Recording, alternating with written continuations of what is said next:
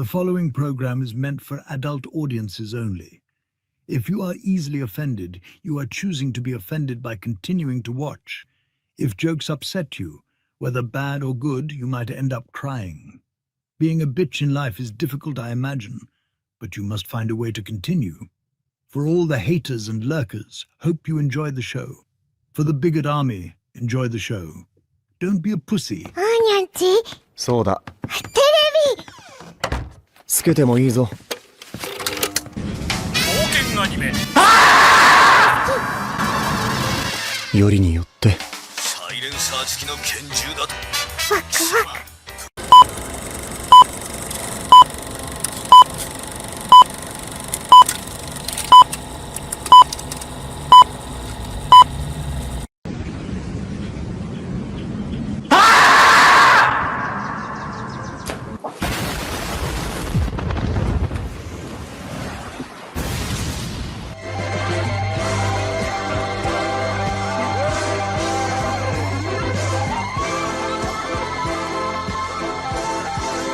Here we go!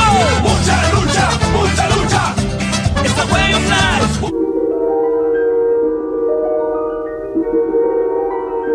There is a fifth dimension, beyond that which is known to man. It is a dimension as vast as space and as timeless as infinity. It is the middle ground between light and shadow, between science and superstition, and it lies between the pit of man's fears and the summit of his knowledge. This is the dimension of imagination. It is an area which we call the Grifter Zone.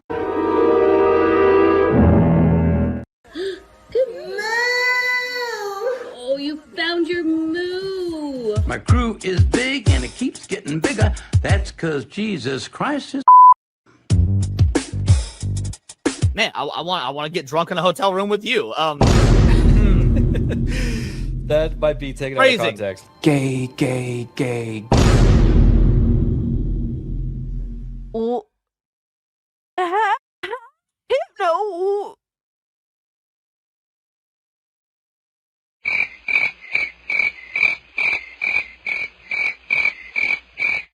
How is it my fault? What?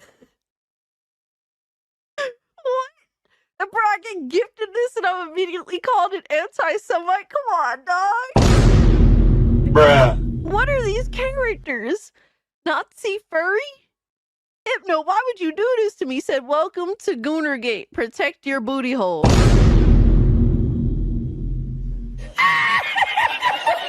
What's up, nerds? It's Alyssa Mercante, Kotaku senior editor, and nobody even wants you here.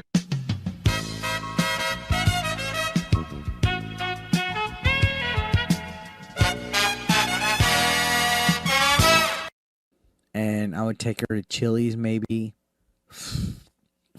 You know, like, genuinely, I just want the best for her. Genuinely. Listen, if it was consensual and you didn't hate the Jews, I'd fuck the shit out of you. I would. What did he say? People are gonna clip that. You know that I don't. Clip it. I know you don't. Come on. But that's the thing. Why can't we have fun? Bruh. That's an interesting way of putting.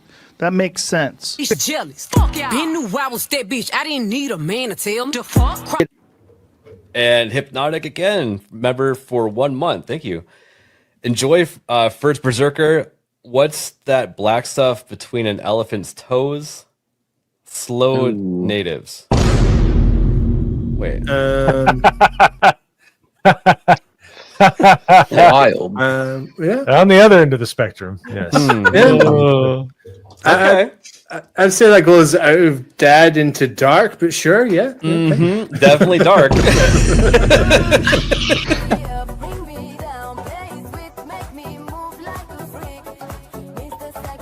Somebody replies and it says, "This is embarrassing."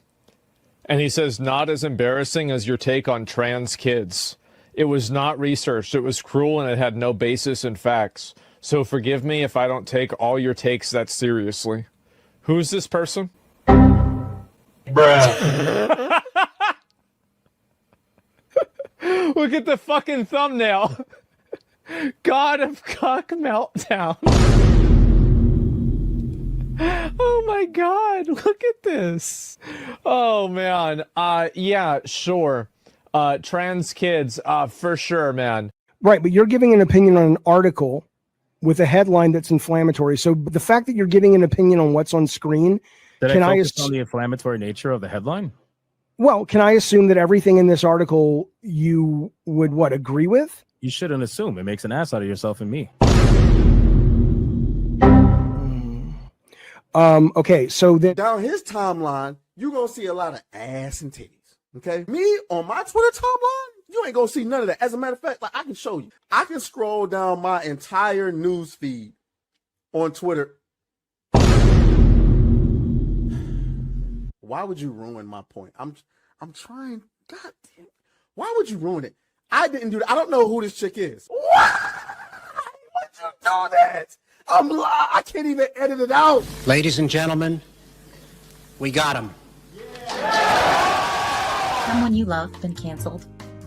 Have you been the target of online harassment because of something you said or refused to be compelled to say by the mob? Did you mistakenly think you could be an individual, form your own opinions, and keep all of your friends? Did your social credit score tanked because you had a conversation with, subscribe to, or follow someone who suffers from wrongthink? Have you been called a literal Nazi because you think taking care of one's physical health is important?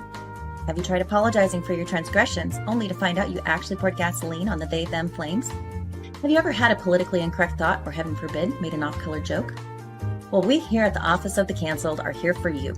As a member of the club, we offer exclusive trading cards, flak jackets, lapel pins, access to bomb shelters, as well as audio tracks from based artists that are sure to pump you up for a day at the range and get some of that much-needed two-way therapy.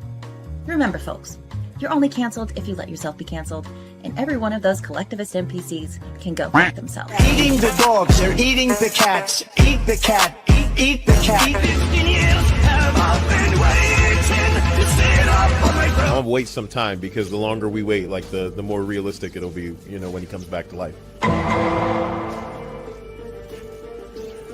The touch of the black man in a woke story.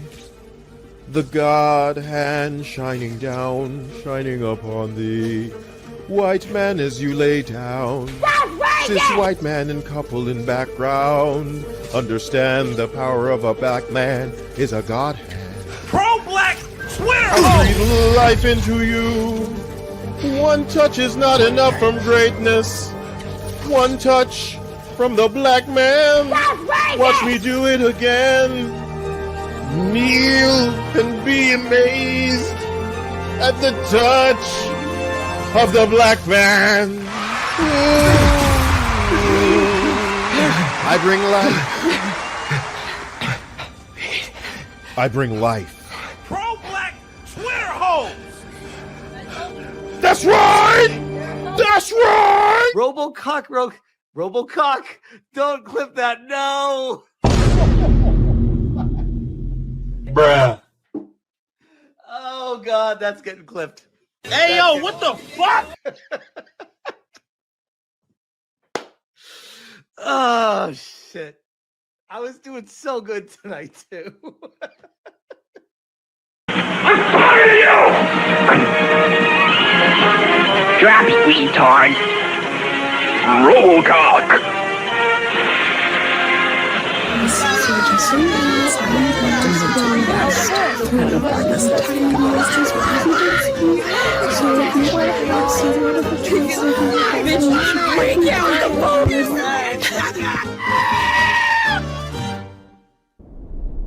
I am the foot god, Kaida. Fight back! Fight back! Hey, punk, you got another one to do if you still want that ad money, so let's go! Mamma mia.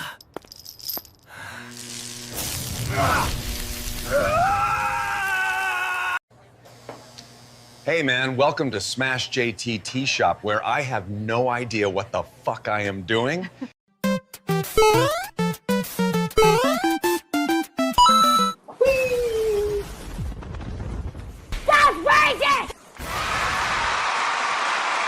All right.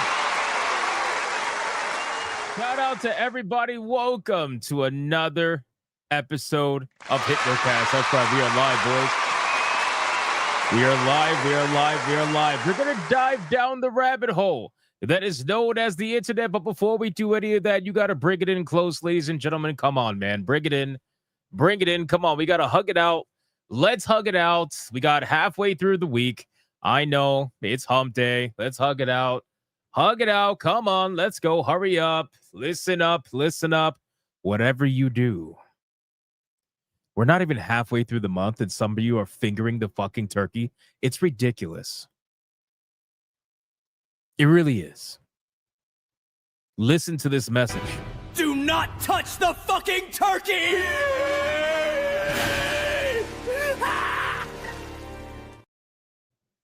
Stop it. If you're watching on YouTube, like the stream. Like it. Like it. If you're watching on Rumble, like the stream. If you're watching on Twitter, like the post. And if you're watching anywhere else, you two are going to open up a tea shop.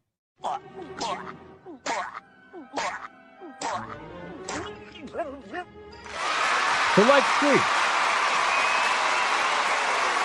Like the stream. Can I get a mic check, please? Mic check, titty check, balls check. What are we checking, man? What are we checking today, ladies and gentlemen? Besides, obviously, tea shops, turkeys. What are we checking? What are we checking? We got a lot we got to go over, okay? Yesterday we did the reaction to the PlayStation State of Play. Obviously, that got us a little bit behind on the news. So we got a lot we got to go over. But what are we checking? Flying with an Abby monkey check? What the fuck is that? The Steam frame will be mine check. Very nice, old man K. Don't touch the gravy either. Never touch the gravy. Back grabber check. Chili with sweet and spicy Doritos on the side check. DSP His Majesty check. Bricked check. Pirate check. Geostorm check. Yay, banned mofo check. Reading Berserk check. Very nice. Xbox is getting Sega. Oh, the irony check. Overcast day check. TJT check. I'm here check. Ears are ringing check. DSP His Majesty again check. Hypno is a clanker check. Spam check. Checking the list check. Evening Hypno check. I'm too old for this check. Steam is winning check. I repent for touching the turkey check. That's what I want to hear. That's what I want to hear. All right, guys, listen. Our ESG scores are at their maximum. We are fully funded. Like the stream. Like it. Like it. Let's do the Bigot Army roll call. Let's see who is in this chat right now. Aside from former Kotaku urinalists, Black Samurais that unfortunately did exist at one point but no longer do. And people that apparently, I don't know. I guess we open tea shops now. I have no idea. I have no idea. It's an interesting thing. We got Hanny. We got Creepy07. We got Nick Havoc. Darth Dimos. What's up, dude? Got Deco Leader. Aloof Liberty. Yamato 85. We got Power Force 77. We got Lights. We got Tanya Raven. We got Katie Astronaut 171. Dark Obsidian. What's up, brother? We got Tiger King with the voice in the water. We got Nico. We got Ali Kusanagi. Sleeping Nova. Fluffy Murder Machine, the legend. What's up, man? We got Nick Havoc. Beautiful Zexel. Commander Sonok. Deco Leader. Radio Chip. We got Black Tailgate, Mr. Blue Cthulhu, DJ Conic over on Rumble, Midnight Mike, T-Jazz Art and Comics, the Dirty Turkey saying, look at Mount Rush. Bro. Okay, this is getting ridiculous. This fucking turkey's in front of Mount Rushmore now. This fucking turkey's in front of Mount Rushmore now. What? Bro, what's your end game here? You're traveling all over the country now at this point. What's going on here? What's going on? Matthew with the hero, please. Yeah, he's on a fucking world tour road trip. I don't know what's going on. Mr. Melancholy, Almonte Observatory, Setsuda Shadow. We got Panthera. We got Anev. We got Hypnotic and Rapture. We got Old Man Cad. We got Romanizer 24. We got Ron DFK, Magdi 32. We got, who else is here? Backbone EJ8. Adair Soto, Doo Brownies, Dragatello, Angmar, WK, Zalosi. We got, who else? Dark Tanave. We got Blue Octopussy, 17 Crash, Review Big Cheese, 200. All right, guys, four more people, and then we got to get on with the show. Man. We got Tizzy. We got Danko Orange. We got, who else is here? Grungehead 47. We got Sir Spamalot. Who else is here? No Guyber TV. We got Beat Again 85. Who else is here? Zalosi, Spectral Prober, Oliver Adam. Who else is here, man? We got, let me scroll down. Codex Pop. What's up, Codex Pop? We got Pizza Cat Leet, Too Cool Curry. And last but not least, we got Midnight Mike, More Dots, Scrap Gamer, John Bon Zombie the Legend, Deadly Catzilla over on Rumble, Anubis Hentai Hades, and we got Crash Collins on Rumble, Jason Alator, 206 Zelda, and Gray Soul 81 the Legend. All right, guys, I called out as many people as I possibly could. Let's sacrifice your fellow Bigot Army member, and let's see who's going to get the massive money shot today. It's the middle of the week, so I think this is potentially the best one, aside from the end of the week on Friday. So get it while you can. We got Mr. Melancholy saying to go down, booty hole protected, no hot sauce, no Booty Adams, ×8. You touch a turkey, prepare to get John Claus by an angry Mexican grandma. The fuck? And the switch from an angry black grandma. What the fuck? 1, 2, 3, 4, 5, 6, 7, 8. 17 Crash. Booty hole denied by emojis. I've got nothing winning tonight. I'd rather watch two girls in one cup. They get hit in the face with a hump day money shot to go down by 3. 1, 2, 3. Handy, by the blessing of the Goon Oil and His Majesty DSP. The next clanker down by 10 will be forced to eat some metallic pig in Kata's toilet while snorting. What the fuck? 1, 2, 3, 4, 5, 6, 7, 8, 9, 10. Gray Soul says exit only from the booty hole protected to go down by 5. 1, 2, 3, 4, 5. Holy shit. Anubis Hentai Hades. Why am I not surprised? Why am I not surprised, Anubis? Sincerely. Why am I not surprised? And then on top of that, too, you're like, toss the fucking turkey. Because of course you are. Congratulations to Anubis Hentai Hades. You are the recipients of the money shot today.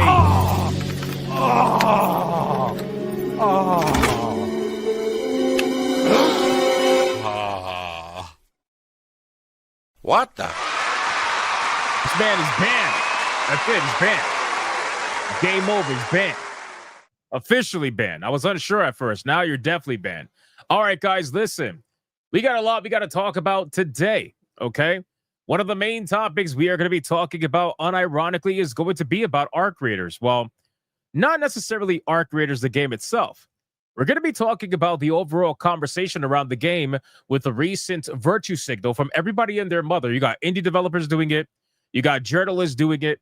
Everybody's trying to tear down Arc Raiders now because of the whole AI thing. Everybody and their mother wants the virtue signal about it. So we're going to talk about it. We're going to cover all of this nonsense that's going on around this game where people apparently are just angry that it uses AI, even though they have clearly supported other games that have used AI in the past as well. We're definitely going to talk about that. We're also going to be covering some random topics like Monster Hunter Wilds. Got a new update. We got the brand new MMORPG, Where Winds Meet, I believe it's called. Everybody's excited for that game, apparently. There is 10 million pre-registrations for that game. And then, obviously, we're going to talk about some of the big news from today, which is Steam. Steam has shocked the entire world. Not really, because we all knew it was coming. Steam officially released not 1, not 2, but 3 brand new hardwares. And we're going to talk about every single one of them. We're going to look at the video. We're going to check that out. We're also going to talk about Phil Spencer's response to the whole situation. Because to be quite frank with you, I feel like Steam beat them to the punch. I feel like Steam just did exactly what Xbox has been wanting to do. And they beat them to the punch. So we're going to talk about that. We got a bunch of indie games to go over. I think there's like 5 of them. There's like 5 indie games that I want to go over. So we're going to check that out. We got some funny videos. We got some Sega news. We got some Battlefield 6 news. They finally are fixing weapon bloom problems in Battlefield 6. We got a lot of things we got to talk about. Rockstar is getting fucking sued. Oh, man. But before we do any of that, ladies and gentlemen, we got to go for the #1 segment on YouTube. The #1 segment on Rumble. The #1 segment all around the galaxy. This segment is none other than the pre-stream legend. Money, cash, money, wealth, capitalism, raise a bunch of money, more money, heaps and heaps of money, print money, cash, money, wealth, capitalism, raise a bunch of money, super chat, money. As salty as the sea, calling us no-code names. SJW screaming, but it's money they blame. Burning with envy, they're falling flat. They can't handle the sound of a super chat. All right. We got ourselves the pre-stream legends, and if we get lucky today, we will hit 496 tier 1s in a row. We are 5 away from 500. And if we get even more lucky, we will hit 185 tier 2s in a row. 16 away from 200. Crazy. Insane. Not only that, if we do manage to hit the Red Boy goal today, that'll be 8 days in a row that we did that, which is unfucking heard of. So you guys are absolutely insane. Let's go for it, ladies and gentlemen. Thank you guys for the support. Oh, by the way, we have the Warhammer girls, which you're about to see in a second, thanks to Old Man Cad. Nick Havoc, with a 5, says, the new Valve hardware is exactly what I've been waiting for and wanting as a gamer. Shut up and take my money, Gabe. Give me my GameCube. You know, it does look like a GameCube, to be honest.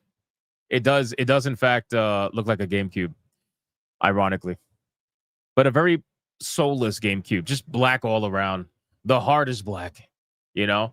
The heart is black. Old Man Cad dropping a 10 membership mega banger. Let's fucking go! It's a membership banger! And considering that was the first one of the stream, he managed to beat King Dimwing this time. You already know what that means.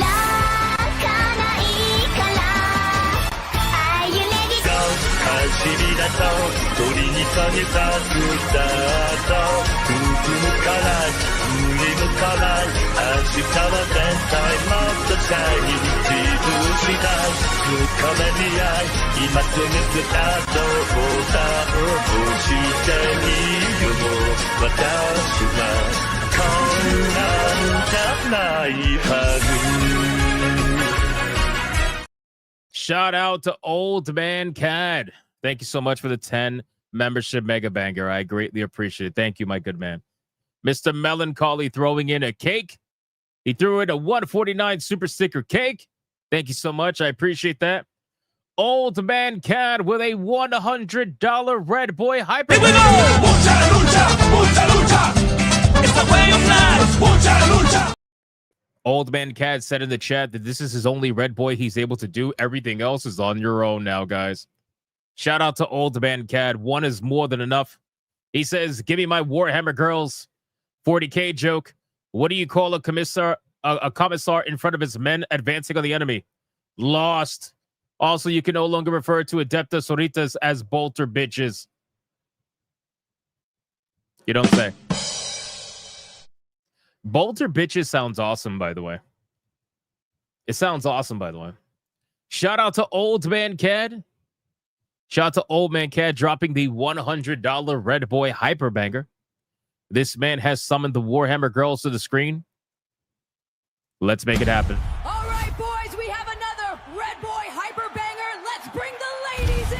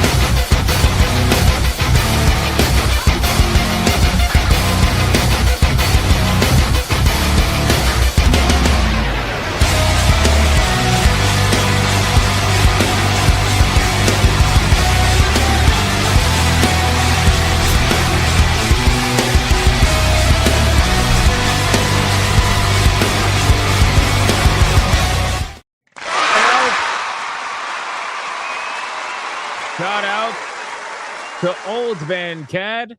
Thank you again, brother, for the $100 Red Boy Hyper Banger. And don't forget, we got plenty of other women we can summon to the stream. The choice is yours. Just click on the gold button in the chat and you'll see everything that's available. Everything that's available. We got Blue Octopussy with it too. Zipping around the country, 37,000 feet high. Wee! Shout out to Blue.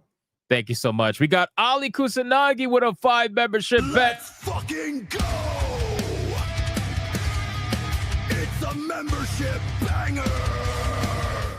Shout out to Ali Kusanagi. Thank you so much, my brother, for that. I appreciate it.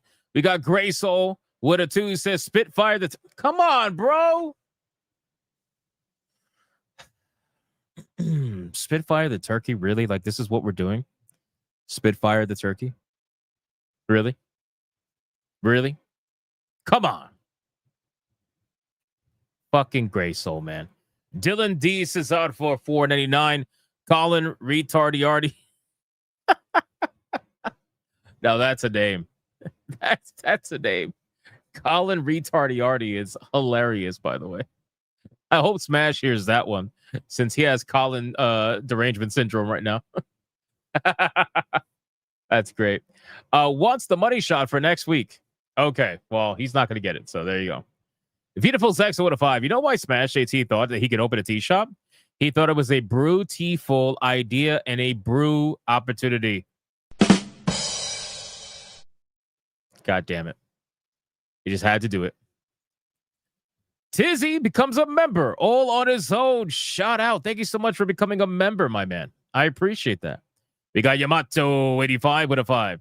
Hypno would not drink Smash JT. He does not like it. Smash I am. He will not drink it in a car or a house. He won't drink it with a mouse. That's correct. Setsuna Shadow with a 2. Just a small chest. Tried to say a dad joke, but nope. You got denied. You got denied. You got censored. We got Anubis Hentai Hades with a 2. Here's $2. Unban my turkey ass. Time to pay bills. No. We got Katie Astronaut with a 5. I'm so serious. I'm done with console bullshit. Gabe's Cube is where it's at. Yeah, we're going to talk about all that. It's going to be a great combo, I think. Tizzy with a 2. Did you hear about the time I have left demo drama? No. No idea. Depot for 7 months says absolutely nothing. But that is still 7 months of legendary status. Thank you, Depot. I appreciate that. Thank you very much. And then last but not least on YouTube, we got Miss Bella Games becoming a member. All on her own. Shout out to Miss Bella Games. Thank you so much for becoming a member. I greatly appreciate that. Sincerely. Thank you very much. Let's go over to Rumble. Rumble, do we have anything or you guys are asleep? Let's check Rumble. Rumble is asleep. All right, guys. We caught up to everything. Thank you so much for the insane pre-stream support. I appreciate you. We're going to get into the content. And like I said, boys, we're trying to get to 496 tier 1s in a row and 185 tier 2s in a row. And if we get lucky, maybe we'll get the Red Boy goal. Maybe we won't. It all depends. But Old Man Cast started us off very, very well. All right, let's get into the content. Before we showcase the indie games, because there's a lot of them. Before we showcase that, I want to showcase a funny video. Check this video out. So I don't know if you guys are aware, but somebody uploaded like a video with a green screen of DSP basically complaining. And people have been taking that green screen and now they're making all these funny videos with it. But this is one of the funnier ones that I've seen where they turned him into Zordon. From Power Rangers. So I want to check this out and showcase it to you guys. Here we go. Oh, well, he was talking about how over 15 years you begged for your audience's money. Literally never, ever asked for contributions until my trolls ruined my YouTube channel and made it so I couldn't make a living on ad revenue. All the way up through that, when they got me those false copyright strikes, which ruined my channel and made it so that it's probably a little bit low. I don't know if you guys can hear it, but it's hilarious. I couldn't make a living on ads anymore. That's when I had to start asking for crowd support. Before then, I never did. And that's a fucking fact. Oh my God. That's crazy. That's you crazy. Can go back and you can watch documentaries that talk about it. Go watch the fucking June the King documentary that literally shows that there was a year where all my views tanked because false copyright strikes affected my channel, kicked me out of the YouTube algorithm. I couldn't make a living just on ad revenue anymore, and I had to. Sammy C says, "Go power beggars." Bro, this is insanity, man. Oh my God, this is insane. Change my model. I literally never intended to be an internet live streamer. I wanted to do on-demand videos. I had to change my model to survive because people fucked with me. So when you complain, oh, I hate that Phil asks for money, then you shouldn't have fucked with my livelihood. I never had to until people did. Now you deal with the repercussions. You don't like the current Phil that asks for contributions. You made the monster. You're Dr. Frankenstein. Now you got to live with the monster you created, bitches. And if you don't like it, too fucking bad, because you don't have a time machine to go back in time and change what you already did. Tough shit. Holy shit. Holy shit, man. What a legendary video, bro. Oh my God. It's all your fault, guys. It's all your fault. Jesus Christ, man. People really do. People do YouTube in a very different way than I do. It's an interesting thing. Hey, to each their own. He obviously has a viewership that likes to put up with that shit. I don't know how much of a viewership, but he obviously must have some. Crazy, bro. Wow. Anyway, enough of that. Okay, now it's time to get into the indie game portion of the stream, which may or may not have a brand new clip. All right, folks, it's time for the Indie Game Showcase. Okay, maybe it does. Maybe it does. Maybe it does. We're gonna showcase some indie games now, ladies and gentlemen. We got like five or six. I don't know, something like that. 5 or 6 indie games to go over. This one, hold on. This one is called No Vacation for an Executioner. That's a different one. No Vacation for an Executioner. Check this out, man. This one is pretty interesting. I like the art style for it.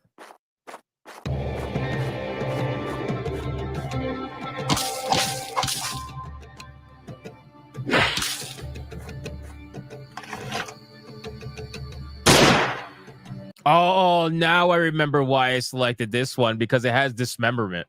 Bro, like, dismemberment is making a return to a lot of games, and anytime I see it, I'm immediately like, all right, let's go.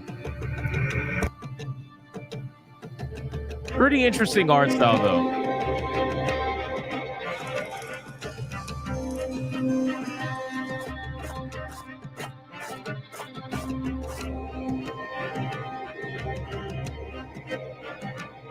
Yeah, it is almost like comic book style. What in the long neck?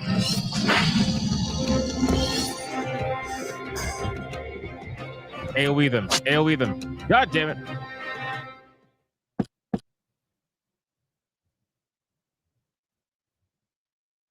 What the fuck? What the fuck was that? Oh my God. It definitely looks a little bit unfinished for sure. My criticism for that, it looks very, very, very janky. So hopefully they smooth it out, because I like the art style. I like the concept of it. The title is actually pretty hilarious, and definitely want something that has dismemberment and has that level of gore and is not afraid to do it. So always a plus. Let's check out the next one. This one is called... I'm going to pause this because I know people out there are going to be real gay and they're going to clip this. This is called Meat Shot. Meat Shot. You heard me right. Meat Shot. This one looked really fucking cool. Let's check this out.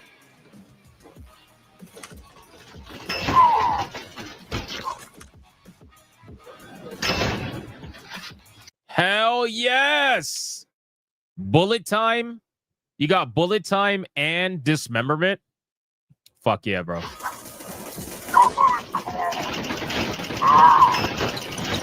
Arms are flying off. Legs are flying off. Oh, shit.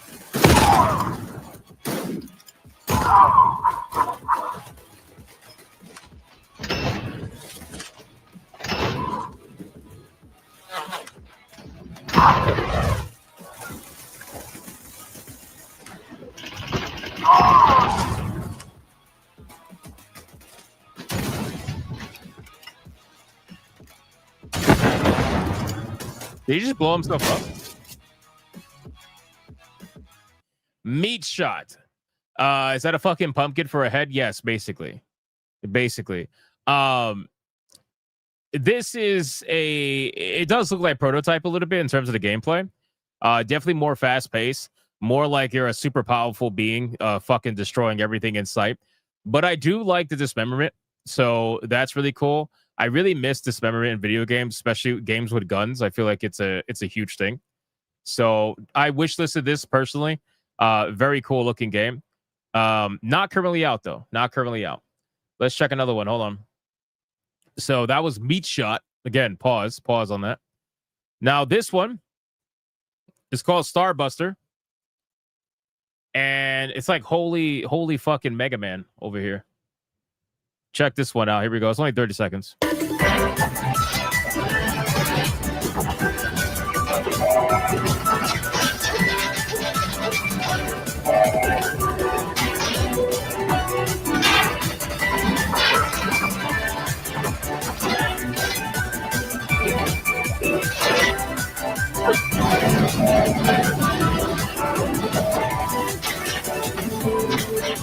Yeah, you're right. It probably is a little bit more Sonic than Mega Man now that I look at it.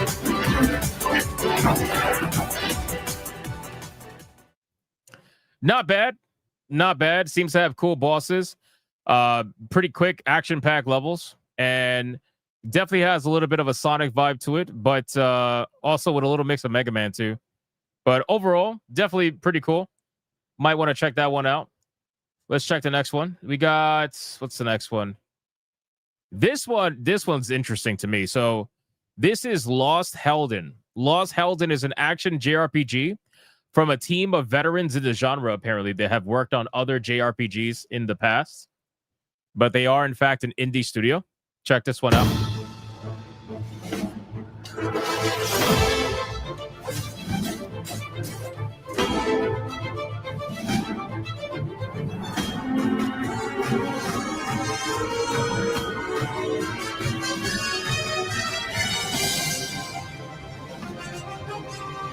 Hitoshi Sakamoto worked on Final Fantasy XII Tactics, Ogre, and Valkyria Chronicles. Nice.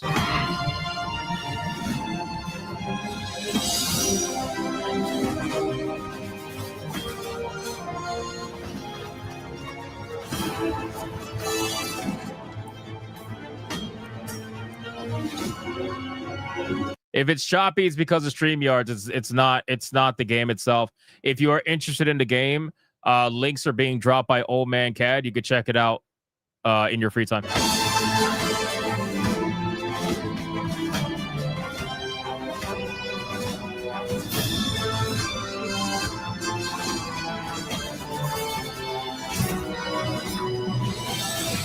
That was cool. Lost Helden on PS5, Xbox Series S, and X, Nintendo Switch, and Steam. So pretty much everywhere. I think this one looks cool. I'm a big, obviously, JRPG fan, so it might not be for everybody if you're not into this kind of gameplay. But I'm definitely into it, me personally. And let's see, what's the next one? This is another JRPG. This one's called Sacrifier. Definitely more of my art style, but, you know, I know it's not for everybody. Check this one out. It's only 22 seconds long. This one's called Sacrifier. It's in the top right. You can see it here. Check it out.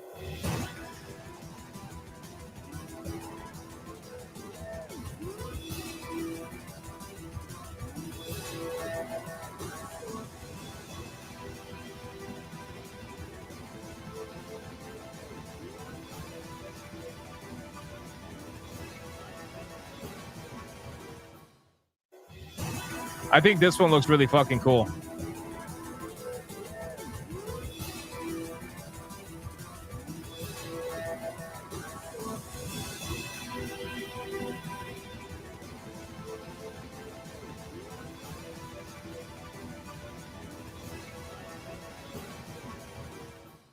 You think it has Paper Mario vibes? I wouldn't quite say Paper Mario vibes, but this one in particular looks really, really cool. So I'm excited for this. Definitely can't wait to check this out. There's a lot of, I'm telling you, man, indie games are just ridiculous, bro. All right, that's all 5. What was that? 5 indie games? Yes, we are done with the indie showcase. Now let's move on to the fast topics, boys. Fast topic number 1. I don't know if you guys know this, but Hideo Kojima is in big trouble. Big trouble, ladies and gentlemen. Apparently. So Hideo Kojima took a picture or had a picture showcased, whatever, with the Italian cartoonist by the name of Zero Calcare, which I believe it has something to do with the Turkish or something like that. People apparently didn't like it because this cartoonist drew a certain group of people. And I think it's Turkish. He drew them as like terrorists or something like that. And Turkish nationalists got offended. And they basically started threatening the cartoonist and also started threatening Hideo Kojima, like literally threatening his life. So he, because he took this picture, people didn't like the fact that he was associated with this person. So Kojima Productions ended up putting out a statement over on X, and we're going to read exactly what this statement is. Apparently, this thing blew up so much that they had to make a statement, which is kind of crazy in my opinion. But notice from Kojima Productions.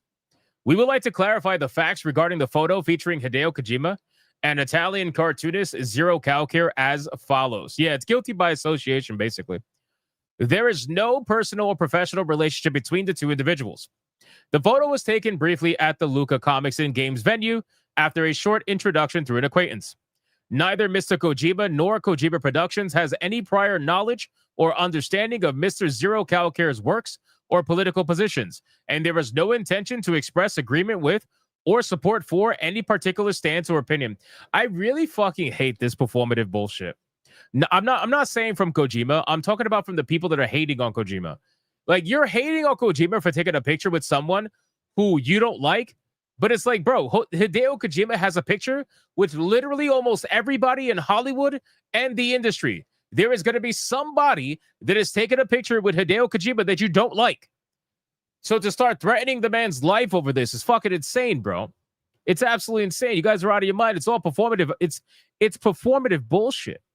It really is performative bullshit on the side of the people who are angry. You know, it's like, I get, if you're angry at the cartoonist, then be angry at the cartoonist. I don't understand. Anyway, in light of certain misunderstandings that have arisen in some media reports and on social networks, we would like to take this opportunity to accurately convey the facts.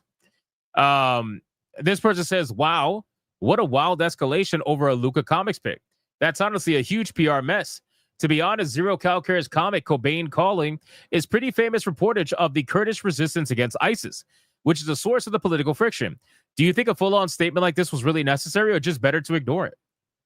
I mean, again, I get that's up to the company. Clearly, they thought that this was important enough, you know? So, again, I think this is absolutely insane. Nice. Very nice. You gotta love it, man. Lale Lule Lo. I love it. So yeah, this whole thing is just unbelievable. I thought it was ridiculous, and listen, I don't understand the political bullshit that particular artist might have done or agrees with or whatever. That's not what I'm saying. The point is, this man takes pictures with everybody. Like, what the fuck are you getting mad at someone for taking a picture with someone? It's like, that doesn't mean they agree with everything they said, especially when it's at a convention where everybody's taking pictures. It's a public space. This is not a... People think that if you are even remotely seen with someone else that they hate, that means that you agree with literally everything that they say and do. And this is how the internet works. Like, we deal with this ourselves all the time on YouTube. Right? If I were to host somebody on my channel for Saturday Night Hypnosis, where I bring all kinds of guests on, some of them agree with some things I say, some of them disagree with something. Like, I have all kinds of people. It's like they will immediately think it's guilty by association and that you agree with every fucking thing that they say. And it's like, you guys are nuts, man. It's unbelievable. So anyway, no more freedom of association. Yeah, I guess so, man. I guess so. Let's move on. we have an interesting story going on right now. There is a developer that has had to defend themselves against allegations of copying Expedition 33. Yes, this is a very interesting story that I wanted to share with you today. Smash JT Hypno Coffee collab when? Hey man, welcome to Smash JT Tea Shop, where I have no idea what the fuck I am doing. Never happening, my friend. Thank you so much for the 189, my brother. I appreciate you. I appreciate you, my man. I'm gonna catch up on the other super chats. That was just an opportunity. I had to take it. I had to take the opportunity. I just had to. We got this story is very interesting. Okay, so the game is called The Time That I Have Left, which I saw the trailer, and you know what? I should probably bring up the trailer for sure. I should probably bring up the trailer, but you know what? I'll wait. Oh, actually, the trailer's right here. Okay, so we'll talk about it. So people are trying to claim that this game is a copy of Expedition 33. And they're saying that because of the gameplay, because of the style and everything like that. And the developer had to go out on X and defend themselves. And they had to say, no, we're not copying this game. We have been developing this game since I believe they said 2021 or 2022 or whatever. Like he's been working on this game. They've been working on this game for a while now. And that they didn't even know about Expedition 33 until it came out just like everybody else. And it, was showcased in trailers. So anyway, there have been some serious heavy hitters released this year. Death Stranding 2, Ghosts of Yoda. Yeah, okay. Battlefield 6 being just a few of the titles on the list. Despite the big name launches, newcomer developer Sandfall Interactive wowed the industry with Expedition 33. With its wonderfully crafted turn-based gameplay and moving story. It's been a standout game this year, and fans who are on the lookout for something similar may want to keep an eye on The Time That I Have Left. When looking at the footage the developer Ground has shared on X, it's understandable why the game is being compared so heavily to Expedition 33. Let's check this out.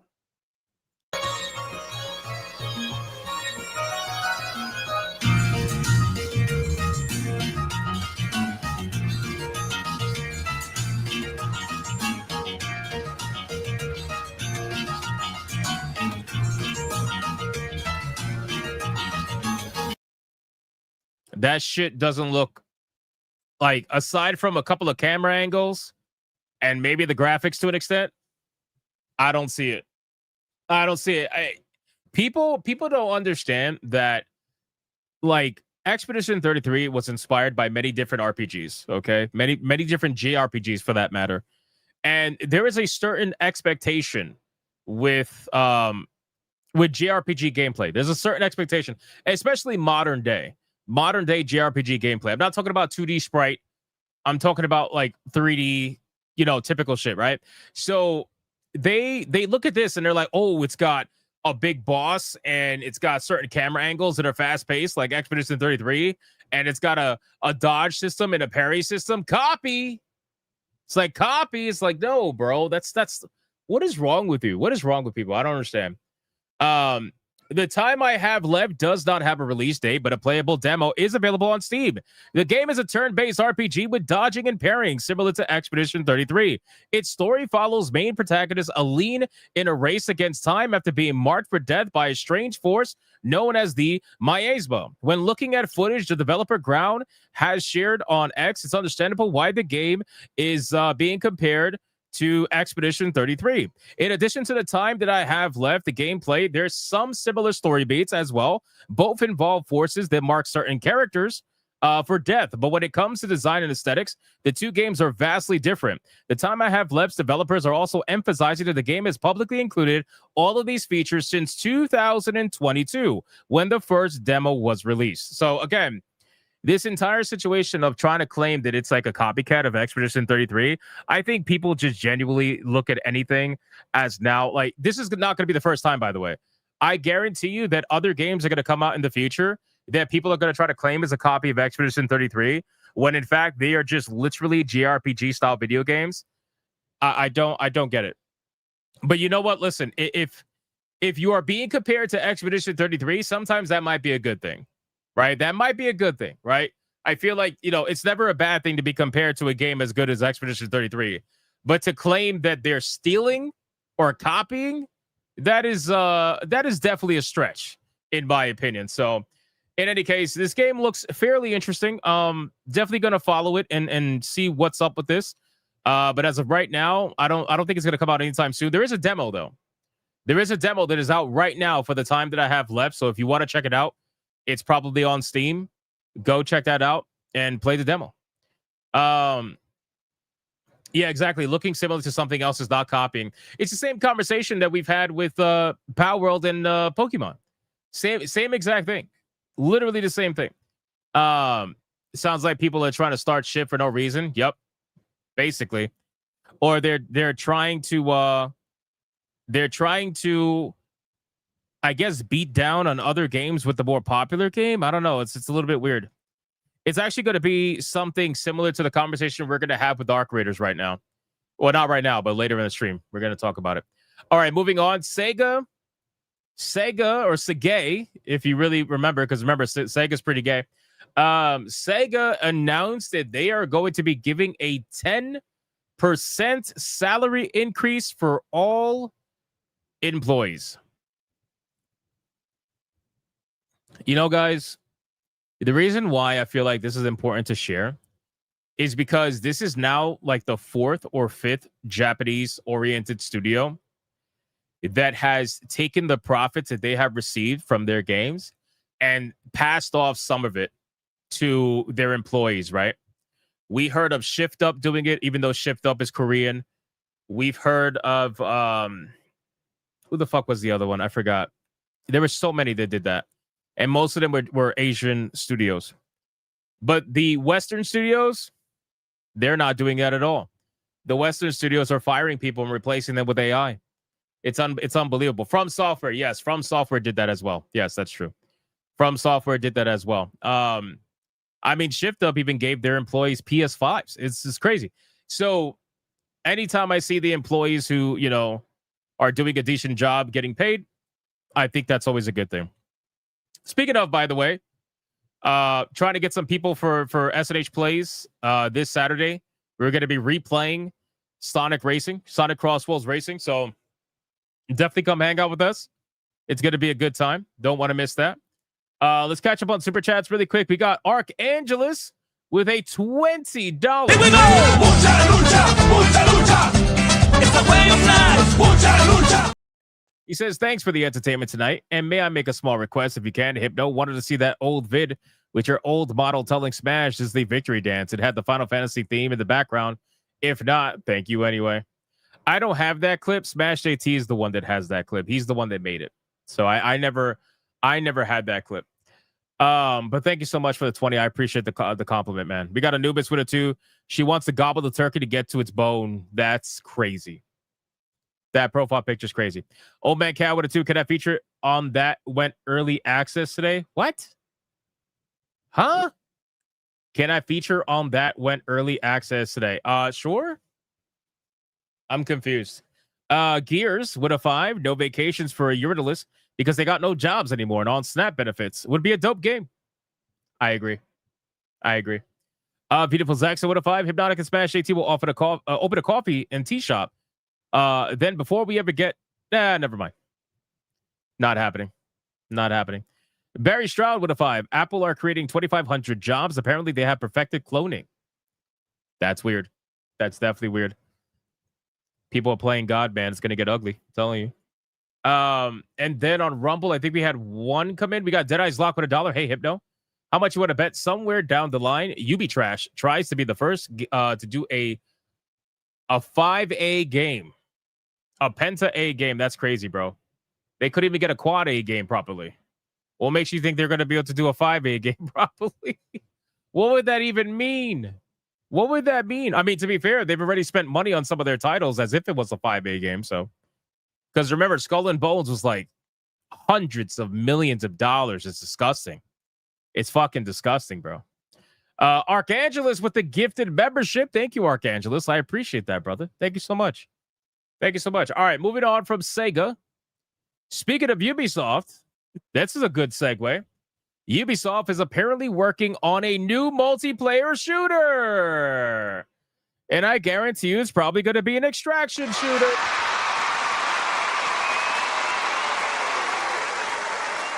Of course it is. Ubisoft is working on a new multiplayer shooter.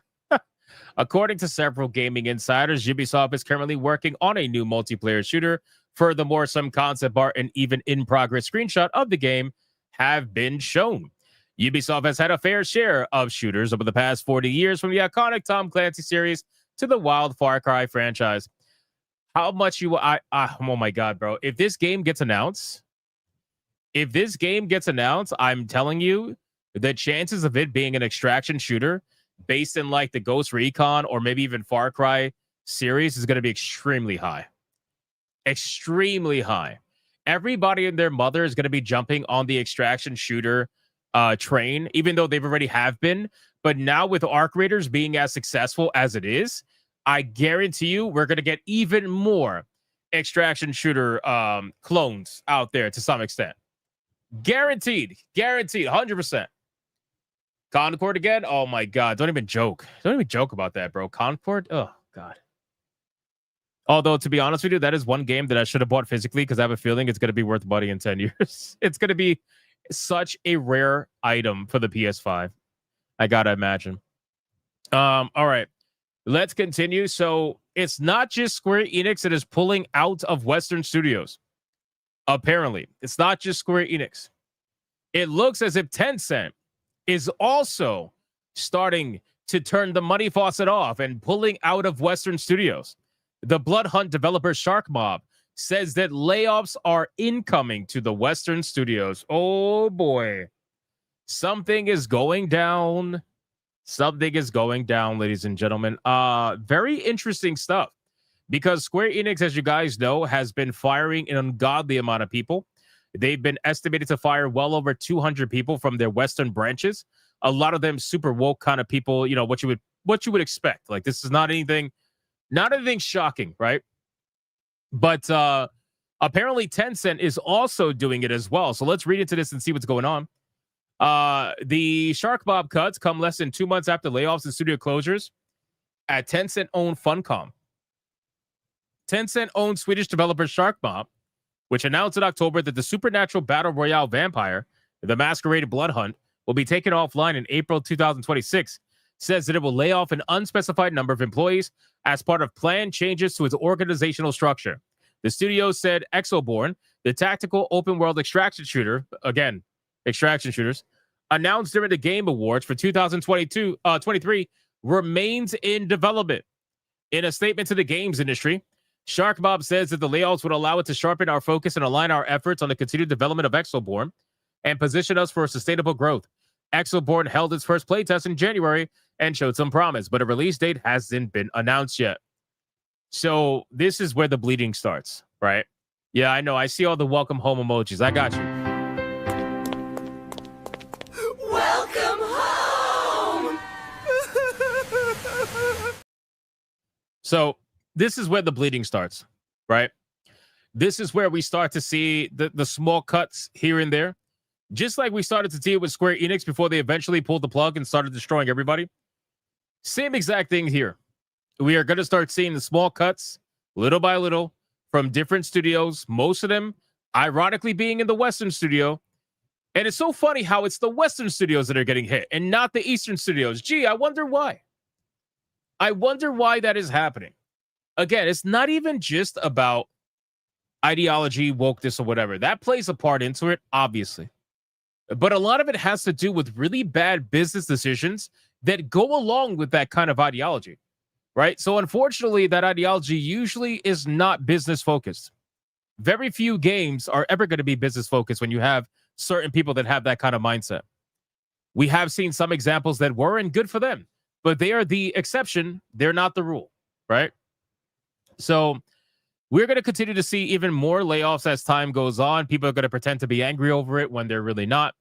And the simple truth is that nobody was probably playing these games. Are these games on Steam? Let me see. What the fuck is the name of this game? Supernatural Royale Vampire the Masquerade Blood Hunt. This shit is not on Steam. This sounds like a fucking mobile game. What is this shit? What is this shit? Vampire Masquerade. Oh, it is on Steam. Of course, bro. Look at you. Why are you angry about layoffs? Why are you pretending like you're shocked by this?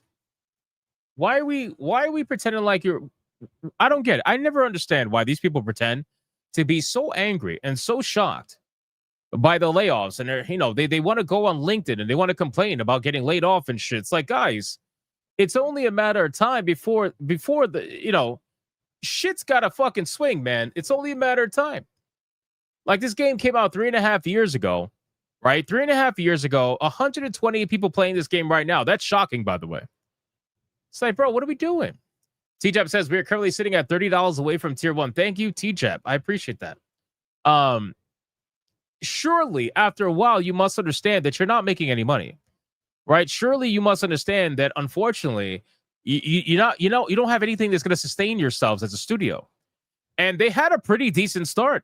Almost 30,000 concurrent players almost 4 years ago. That's a pretty good number from 4 years ago, and they dropped the ball. It seems like, early access release, they had 20,000, and then it immediately fucking tanked. Look at this. It immediately tanked. In 1 month, they lost most of their player base. In 3 months, they lost everybody, right? And then you had the actual Steam release on April 2022, 30,000 people in May of 2022, and then fucking flatlined in June to 7,000, and then they never recovered after that. So, of course, there's going to be layoffs. Of course, you guys are going to, unfortunately, have to figure this shit out. I'm surprised you're even staying open. I'm surprised Tencent is not out here ensuring that you guys get nuked off the face of the earth. Sincerely. I'm honestly surprised by that. So we'll see what ends up happening with this. I'm sure we're going to have some sort of a follow-up in the future about this studio. But as of right now, I mean, this is where we're at. How does that even happen? I'm going to assume that the game probably wasn't that good. It's got 75% reviews, 75% positive reviews with 58,000 reviews. So there was a lot of people that tried this game. The game probably either wasn't that great or they didn't update the game fast enough.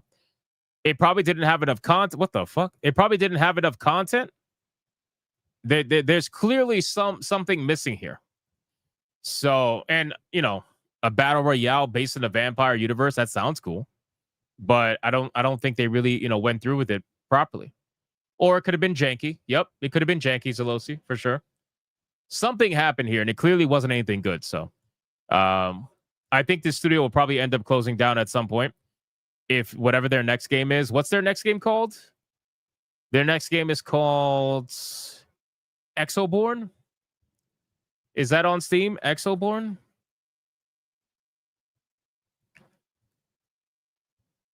That is on Steam. This is their next game. Huh. All right. Well, I mean, I guess. Action shooter set in a United States. I'm the creative director for Exoborn. Exoborn is a tactical open world extraction shooter set in a United States destroyed by a climate disaster. And today we're going to talk about my favorite part of the game, which is the X-rigs that define your build and play style. Another extraction shooter. The X-rigs were designed. There's real. Kestrel is super good for players that want to go fast. It's all about flying with this kind of like jetpack and getting from A to B really fast, rescuing allies or scouting a location. We have added an X-rig progression system, and we really wanted to strengthen the bond between you and your X-rig, where you can upgrade. Yeah, again, the movement looks cool. The world looks whatever. But my thing is, unfortunately, these developers, they all tend to jump on the same train, and the majority of them end up arriving to this train station way too late. It really is unfortunate, right? Arc Raiders is an exception. It's not the rule, right? Arc Raiders took the extraction genre and damn near perfected it. But most of these guys, are not going to do that. Most of these guys that are trying to make a quick buck by doing whatever's popular at the time, they're usually not going to put in that level of effort. Now, maybe they do, and maybe we're wrong. But considering what the first game did, I don't know if I have faith in this one. I don't know. But I do like the movement, though. I think the movement's pretty cool. I'm always down for movement like that. But I got to imagine, how is that going to play out in a extraction shooter scenario? Imagine somebody who you're chasing down, and all of a sudden they're bouncing around, and they got a fucking jetpack and shit, and then it turns into like an Iron Man scenario. And with a threat detect grapple, you can scan for enemies at the point of the grapple. If you're more of an aggressive player, you can lean into the Kodiak's tanky side and increase your jump height with a jump height mod and use the ground slam from above. Think about it. You got this game coming out, and you got Marathon coming out as well. This game and Marathon coming out, and I guarantee you there's other extraction shooters that are coming out as well next year. It's going to be ridiculous. Next year, it's going to be an insane amount of fucking extraction shooters, bro. And they're all going to come out at the same time trying to get everybody's attention. Jesus Christ, man. People really need to, again, this is where I say creativity, unfortunately, when it comes to AAA or even AA, sometimes it gets a little bit dead because they just all want to do whatever's popular at the time. So anyway, that's basically it for that. Let's move on. It's really not much else to see right now. Again, it's another extraction shooter. We got Rockstar. This is interesting. Let's talk about this, boys. Rockstar is Oh, we hit tier 1? Yo, we hit tier 1. BioT Wolf, what is a turkey's favorite dessert? Peach Gobbler. God damn it, BioT Wolf. Fluffy Murder Machine with a 2. Gaming German Administrator. Don't make fun of my AI not being able to spell, okay? Fluffy Murder Machine. I appreciate that. Adam Reveal with the 5+1 6 membership banger. Let's fucking go! It's a membership banger! Thank you so much, Adam Reveal, helping to get us a tier 1. What a fucking legend. Now we're on the road to tier 2. 1 out of 5 on the Red Boy goal, ladies and gentlemen. Mervoth with a 2. Have you heard of Where Winds Meet coming out Friday? Yes. Yes, we're actually going to look at the trailer today. We're going to check it out today, boys. We're going to look at it. It's one of the topics, so stick around. Let's talk about Rockstar really quick. So you guys remember that I covered a story about Rockstar firing about 40 employees because they were allegedly sharing top secret information or some form of information in a Discord group that was apparently tied to unionization. Now, they clearly don't agree with that. And apparently, these people have been threatening legal action, right? We talked about that the other day. They were threatening legal action. Well, now apparently that is actually going to go through. Rockstar is now facing legal action from the UK union after firing more than 30 employees last week. We are confident that what we've seen here is plain and simple union busting. So Rockstar is being accused of trying to stop these employees from forming a union against Rockstar. And they ended up firing every single one of those employees under the guise of misconduct. But they say that there was no misconduct to be had and that it was in fact just union busting. The IWGB union says Rockstar has refused to meet with it to negotiate.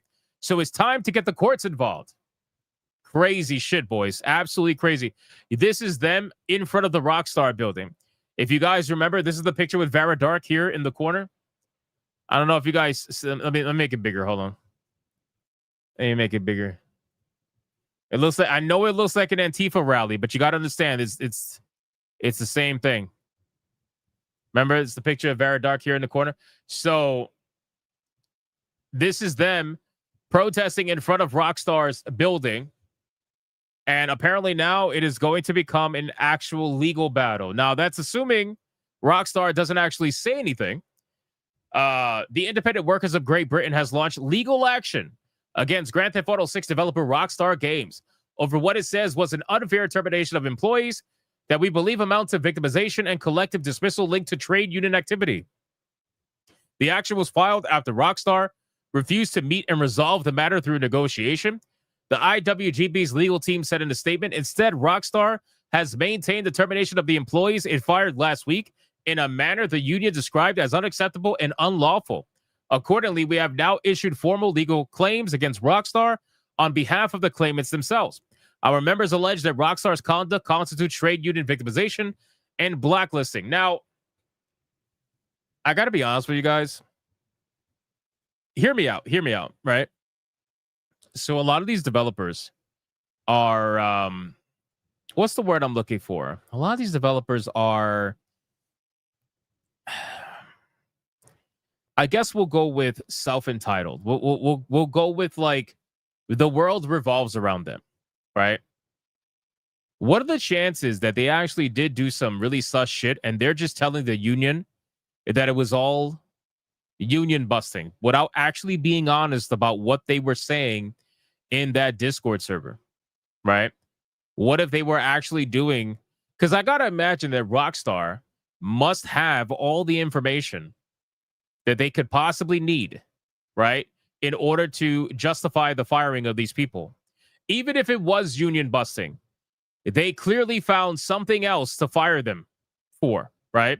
They wouldn't take the risk of firing 40 people unless they knew that they had something to pin on those 40 people. So I'm very curious to see what's going to happen from this story, because I feel like during this lawsuit, again, the union is only going to do what is best for the union. So if they feel like they can keep taking these people's fucking money because they want to unionize, because these developers think that being unionized is going to somehow save them from their own demise, then they're going to do it. They're going to take their fucking money. Of course they are. And they'll try to go after Rockstar and get more money. We got a GCA raid. Hey, shout out to the GCA for raiding the channel. Thank you guys so much, man. I appreciate the raid. Thank you. I just saw that. Thank you so much. You guys are legends. Thank you. Shout out to the Raiders, man. Everybody say hello to the Raiders in the chat. Thank you again.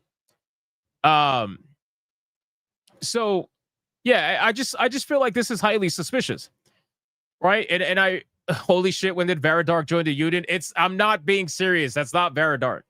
Anyway, what's up, ABF? How you doing? What's up, Nagdal? How you doing? I see you guys in the chat.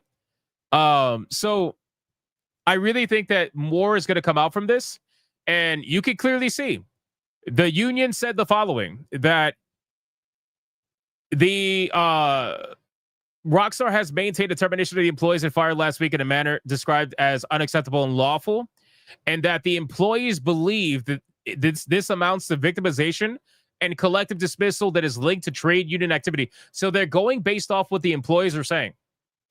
They're going based off what the employees who got fired are saying about Rockstar without actually knowing of whether or not it's true or not. So what if Rockstar has all the proof and they end up smacking the shit out of the union and the employees with the proof? Then what are they going to do, you know? So I don't know. It's a very curious situation. Definitely something that I'm going to follow up on. This is now the third time that I'm talking about it. So we'll see what ends up happening, and we'll see what ends up coming to light about this entire situation. But it's going to be definitely very interesting. What up, Hayden Wayne? Shout out to Hayden Wayne, my brother. How you doing? Hope everything is well. All right, boys, let's continue. We are now going to talk about Steam. All right, we're getting to the juicy parts. We're getting to the juicy parts, ladies and gentlemen. It is now time to watch the trailer for the Steam hardware announcement. Right? If you guys are unaware, if you're living under a rock, which is probably not because you clicked this stream, which had it in the thumbnail, Steam has officially shadow dropped. And by shadow dropped, I mean, it was rumored for a while, but anyway, Steam has dropped 3 brand new hardwares on the gaming industry. You have a controller, you have a VR headset that's mixed, that's not just VR, by the way, apparently, and you have the GameCube, as people have dubbed it, aka the Steam box or whatever the fuck it's called. Now, all of this stuff looks pretty interesting. We're going to go over every single one right now and see exactly what's going on. Me personally, I have zero interest in the headset. I'm not really like into the whole idea of VR, but I am very, very interested in a Steam box. And I'll tell you why, because there are a lot of situations where I may be in front of a TV. I'm not in front of my computer desk or my monitors. Or maybe I just don't want to play on the Steam Deck, right? Maybe I could be on the couch and instead of playing on the Steam Deck, I could play on the TV. I think it would be badass to be able to play my Steam games on a television. Now, all of this is based off the price, obviously. Considering how expensive the Steam Deck is, I got to imagine that the Steam box is probably going to be at least $1,000, but there's no pricing available for any of it just yet. So let's go over the trailer. You can play no VR games with a Steam headset. I know, I said that. But my thing is, I still don't care. Like, I'm not a headset kind of guy. I don't care. I'd rather play either on the monitor or the TV. Call me old-fashioned. It is what it is. So I'm interested in the Steam box, and I may be interested in the controller. But, you know, the controller looks a little bit huge. Now, Steam has tried this before, but I think that this is a different time now. Steam has tried this in the past with the whole, you know, Steam system and everything like that, but I think we live in a different time. Steam is more popular than it's ever been. Steam has a massive player base now, way bigger than they ever had back in the day. It is a completely different scenario. And not only that, exclusivity on consoles is pretty much going the way of the dodo bird outside of Nintendo. So considering that Steam is now getting what used to be console exclusives on their platform, they have no reason not to offer a box now. They have zero reason not to offer a box. So let's see what's going on. We're going to watch the trailer. It's about 6 minutes long. We'll break it up and see what we got here. Here we go. Hey, everyone. This is Steam Deck. Steam Deck is our powerful, portable, handheld gaming PC that lets you take your Steam library with you anywhere. We're pretty proud of it. People who own Steam Decks have been playing everywhere, and we couldn't be happier with the response we've heard from all of you. We're excited to talk about the future of Steam Deck, but not today, because this isn't a video about the future of Steam Deck. This is a video about the future. Valve never made a Steam machine before, says Sammy. Okay, so in 2015, I believe was the year, it was called the Steam Machine. And it was a line of like living room kind of, you know, gaming computers in 2015, but they basically discontinued it. So they did, in fact, try to do this in the past. So again, I've been on Steam for over 21 years. I've no Steam like the back of my hand. I wouldn't just say that if I didn't actually know. But anyway. Future of Steam hardware. Today, we're announcing 3 new members of the Steam hardware lineup. All connect you with powerful PC gaming. All are optimized for gaming with Steam. And all are shipping in early 2026. Let's start with this one. Denariah says 2013. Actually, I would check that. I think it was released in 2015. But again, I could be wrong on that. But it was a while ago. Valve only licensed them now. If they didn't make them, doesn't matter. It was still their Steam machine. It was a Steam machine. Valve was releasing a Steam machine. You think they make this shit now? No, this shit is probably all China parts too. Like, same again. This is the new Steam controller. First prototype was 2013. Yes, I understand that. But when was the release? The release, I believe, was in 2015. The new Steam controller puts all of your Steam games at your fingertips, so you can play wherever and however you want. Just like with Steam Deck, we want you to be able to play any game with your Steam controller, even games never built with a controller in mind. It has all the great features from Steam Deck, like trackpads, gyro, and back buttons, all in a comfortable form factor. Its next-generation magnetic thumbsticks let you play with improved responsiveness and longevity. We've put capacitive touch. All right, so let's take a look at this controller. I got to be honest with you guys. I have never been a fan of the way the Steam controllers looked. That's just me personally. Even as like being a fan of Steam, over the years, I have never liked the way that it looks. But in terms of comfort, because I feel like this needs to be an example of what it means to be functional over form. If this thing is functional and very comfortable in your hand, then they can have a bit of a win here. I don't care about the fucking look of the controller. If it functions extremely well and it's very comfortable to use and it works very well with either the Steam box or the Steam Deck, because I think you can use it with the Steam Deck too, or just in general. Like I feel like that's more important than anything. So from an ergonomic standpoint, I think it probably will end up feeling pretty good, because when I had the Steam Deck, I mean, I do have the Steam Deck, not when I had it, I do have it. But like when I first played the Steam Deck, I remember saying, bro, this is a massive fucking like handheld. This is a massive handheld. Like, is this going to feel good? Is this going to feel right? And then after playing the Steam Deck, I can assure you that it feels amazing. Okay? Like, it's actually a really good ergonomic setup. So I'm hoping for the same thing here, because I've been using an Xbox controller since I don't even know how long. In terms of on the PC, I've been using an Xbox controller forever. You know, it's always been my go-to controller for anything PC related. So I'll be very curious to see how this one feels, considering how it doesn't have an open-ended bottom and how it's like basically a square. I don't know how that's gonna feel. I gotta imagine it's probably gonna be better, because then your fingers will rest easier on the back of the controller versus having to wrap around the bottom handles. But again, I don't know. This is one of those things where you have to get it in your hands and see, you know, because some people have bigger hands, some people have smaller hands, you know, it all depends. But I think this thing will function better, but I still think the Xbox controller will ultimately be the better controller in my opinion. But again, I don't know until we actually get, you know, I'm going to get my hands on this when it comes out. Sensors on the thumbsticks and now on the back of the controller too. So you can enable precision gyro aiming with the touch of your thumb or your pinky if you're feeling fancy. Play for way too long with a rechargeable lithium-ion battery that allows for over 35 hours of playtime. Wow. That's crazy. 35 hours of playtime is pretty fucking strong. That's actually pretty fucking strong. That's not bad. With Steam Controller, we want to make charging and wireless pairing something that's actually easy. That's why we created the Puck. The Puck is a combination wireless adapter and magnetic charger included with every Steam controller. That's so funny. So this thing right here that you're seeing, this thing right here in the middle, this is exactly what my Xbox controller has. So my Xbox controller, I have a Turtle Beach Stealth series.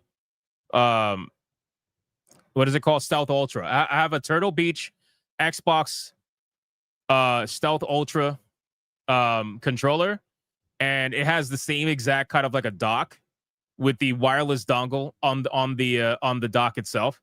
So it looks like Steam is just basically doing the same thing, although this looks a lot smaller than the one that I have. Snap it on to charge.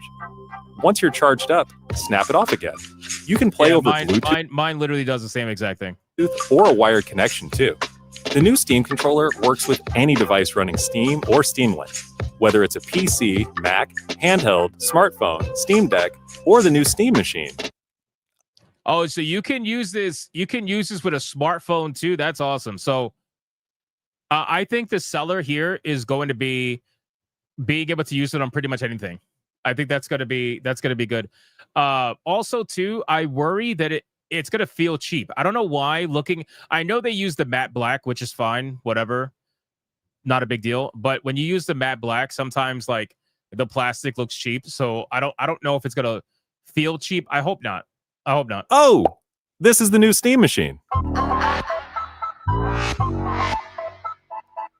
You can use an Xbox controller on mobile too. Yeah, I understand that, but I'm saying like if they're going to properly be able to sell these things, they have to have the same options, if not more options, as their competition.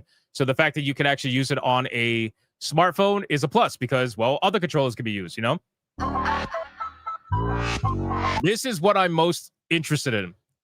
This right here is what I'm most interested in because I want to be able to play my Steam games on my TV. That's what I want to do because the reason why I'm able to play so many video games is because of my Steam Deck. I'm able to use my Steam Deck occasionally in different places, mostly in bed. I'm able to use it quite often and get some extra gaming time in. So this would be useful if I'm at the TV, and even though I really don't watch TV these days, but still, it would be pretty cool to be able to have it. Steam Machine is a powerful gaming PC in a small but mighty package, designed for your games on the big screen.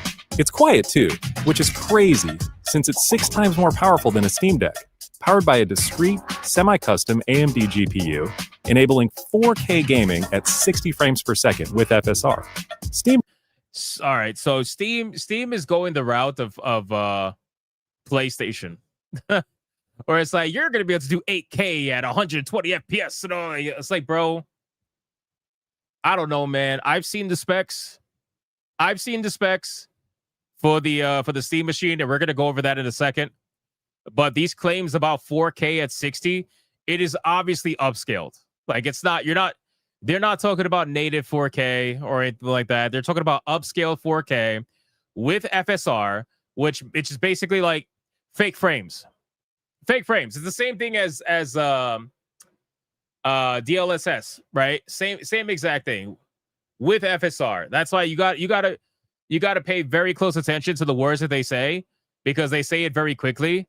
But with FSR is frame generation and upscaling. So Machine runs SteamOS, made for a bigger screen, built for gaming in your living room, your office, or wherever you play, with the rest of your PC accessories. Steam Machine borrows some great features from Steam Deck, like lightning-fast sleep and wake, an SD card slot to easily expand your storage, and brings some new tricks of its own, like a customizable LED strip, which can show different system functionalities, or your own light show. Steam Machine is a PC, so run whatever software you want, and it works with all your favorite desktop and gaming accessories. Steam Machine is designed to work hand in hand with the Steam controller, with the low latency, wireless connectivity of the Steam controller puck built right in. And it's great for streaming your games to your phone, tablet, laptop, Steam Deck, or Steam Frame. Oh! Yeah, so I know upscale. I get it. God. I know upscaling is not fake frames, but that's why I said like the FSR, which is, I think it stands for Fidelity FX Super Resolution or some shit like that.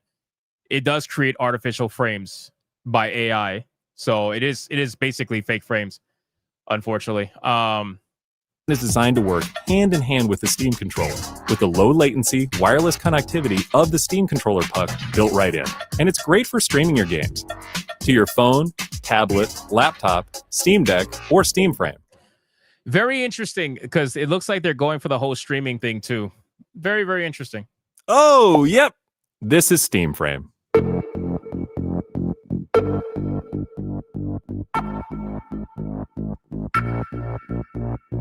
Steam Frame is Valve's next generation VR hardware. Stream all your Steam games, VR and non-VR alike, in this comfortable, lightweight, wireless VR headset. Steam Frame uses camera-based tracking, so getting into your games is as easy as slipping on the headset and waking it up. Steam Frame controllers, included with the headset, are designed with all the inputs you need for your VR titles, like motion controls and capacitive tracking for... The only VR game that I've ever wanted to play was Half-Life Alyx. That's the only one I ever wanted to play. Like, I have zero interest in this, but I understand it's not just VR games that it could play. So, I don't know. We'll see. All your fingers, as well as a split gamepad layout to work with your whole Steam library. They even feature the same magnetic thumbsticks as Steam controller for responsiveness and longevity. That's good. Steam Frame also pairs seamlessly with the new Steam controller, a great companion for playing non-VR games in the headset. To make sure streaming is smooth and stable no matter what, Steam Frame includes a wireless adapter that lets you stream your games from your PC to your headset over a fast and dedicated Wi-Fi 6 connection. And the game is streamed to your frame optimized for VR, using new technology that allows for the highest resolution streaming exactly where your eyes are looking. And Steam Frame is a PC, running SteamOS. In addition to streaming, you can install and play a bunch of VR and non-VR games right in the headset without a host PC. You can also expand your onboard storage to fit even more games with a micro SD card. What the fuck, bro? Steam. Oh my god, man! Like, who asked for this? It's crazy, man. Because again, Steam has a lot of problems on the back side of things and with the censorship and shit like that. But these motherfuckers are revolutionizing the gaming industry. These guys are going after everybody. They're going after the VR market. They're going after the fucking console market. Now it's turning into platform wars. Instead of console wars, now it's turning into platform wars. I mean, holy shit. Talk about like, yeah, Steam ecosystem. This is a literal ecosystem. Jesus Christ, man. Between the headset and listen, you know what? I find it amazing that they're dropping this now, considering that consoles are leaving like they're leaving their exclusivities. They're dropping everything on Steam. Pretty much almost everybody is going all in on Steam, with the exception of Nintendo. This is pretty huge. Now, well, I'll wait till the video's done, and I'm gonna give you my opinion as to why it's not gonna do as well as people probably think it's gonna do. I'll explain. Controller, Steam Machine, and Steam Frame. All built with the same DNA as Steam Deck. All powered by Steam, work together, and can be used however you'd like with whatever peripherals and accessories you choose. Everything you see here is the culmination of what we've learned from our previous hardware experience and what we've wanted ourselves as gamers. Powerful PC gaming in an open ecosystem, giving you more ways to enjoy the games you love and discover new ones. Steam Controller, Steam Machine, and Steam Frame are all shipping in early 2026. Learn more at steampowered.com/hardware. Wow. I mean, it is impressive. It is definitely, it's impressive. This much research and development has gone into 3 different devices, 2 of which are actual devices and platforms, and the other is obviously an accessory. But that's kind of important if you're going to be selling a platform. This is really impressive, and to do it all at once is crazy, in my opinion.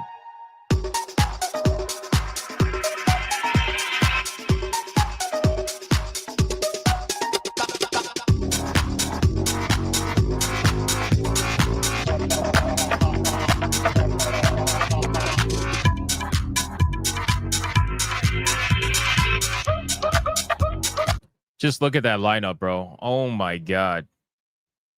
Just look at that lineup. Oh my God. This is them coming out and telling everybody that they're here to play. Now, here's the problem. Okay, so here's the problem, right? The problem with this is that this is all fine and dandy, but Steam has a habit of only selling within their own ecosystem, and that's it. They don't ever expand outside of their own ecosystem. And that, I believe, is going to be the biggest problem, right? The Steam Deck has sold about 4 million units as of the beginning of this year, which is a lot of units. Don't get me wrong. That's 4 million units. But in comparison to the other players, it's not even close. It's not even close, right? So the question becomes, do they stay in their niche and do they only sell to their own client base, right? Because they have, what was the concurrent numbers? They had 43 million concurrent users on Steam at any one given time. There's a lot of people that are going to buy this shit. But then the question becomes, okay, if you're trying to compete with, I don't know if they are. If they are, then that's a different conversation. If they're trying to compete with like Xbox, PlayStation, Nintendo, you have to get yourself out there.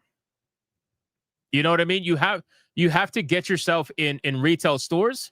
You have to market. Like, I haven't seen a Steam commercial anywhere, right? None of you guys have ever seen a Steam commercial outside of Steam themselves. You know? Now, I know that's part of the meme. That's part of the meme, right? Where they're like, oh, Steam does nothing and wins. Yeah, I get that. But this is a lot of investment. This is a lot of systems. They're going after multiple markets. So then, are you going to try to compete, or are you just worried about your own? Which, listen, Valve has all the fucking money in the world. They have all the money in the world. If they wanted to sell this just to their player base as they continue to grow every single day, because they do. Valve grows every day. So if they just want to sell to their own player base and spend zero on marketing, because they really don't spend anything on marketing, then they can do that. Or are they going to go for the big guys and start competing in retail stores, at least with the Steam box? Maybe not with the headset, but maybe like the Steam box, maybe. You know what I mean? I don't know. It's an interesting dynamic going on here for sure. So in any case, what I will say as somebody who they're playing the markets hard. Yeah, I know. But the thing is, you can only play the market so much if you're going to be in your own ecosystem. You know, people discover Steam every day.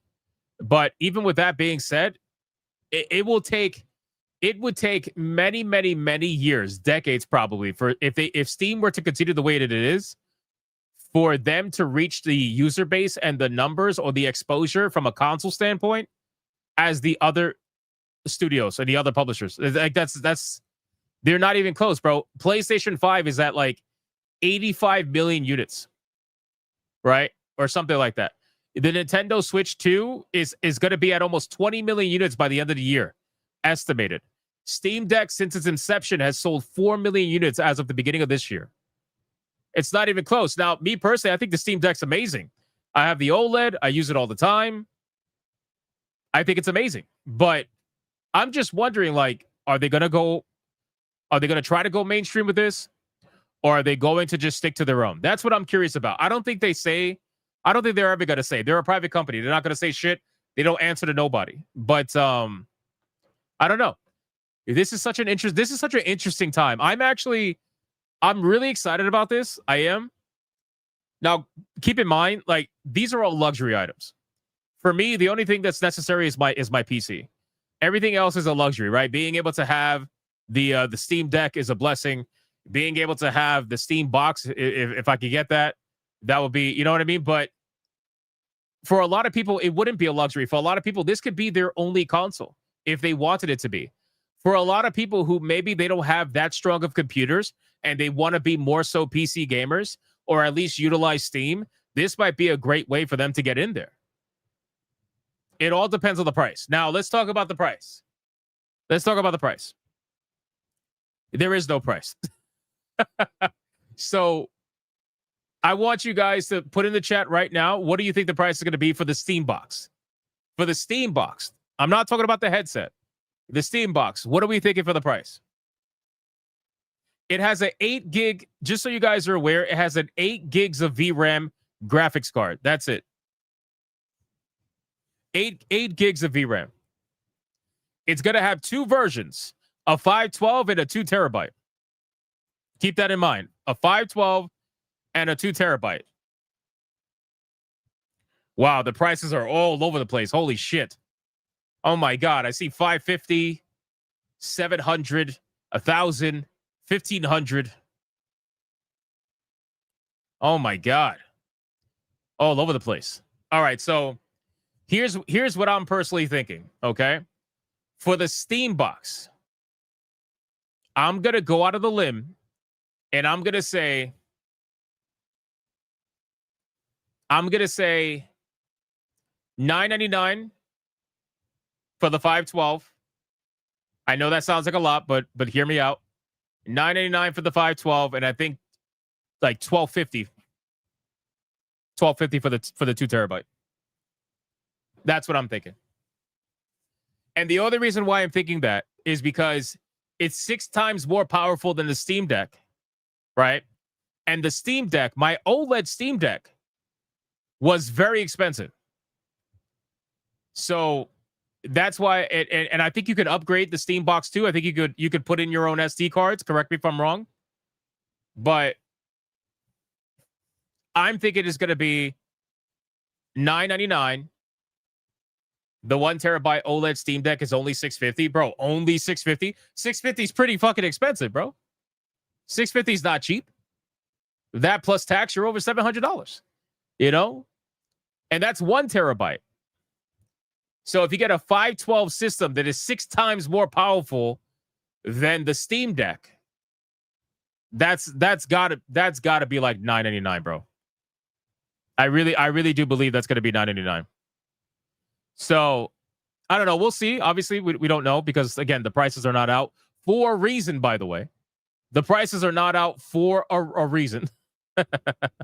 So now, okay, we got the Steam box. What about the headset?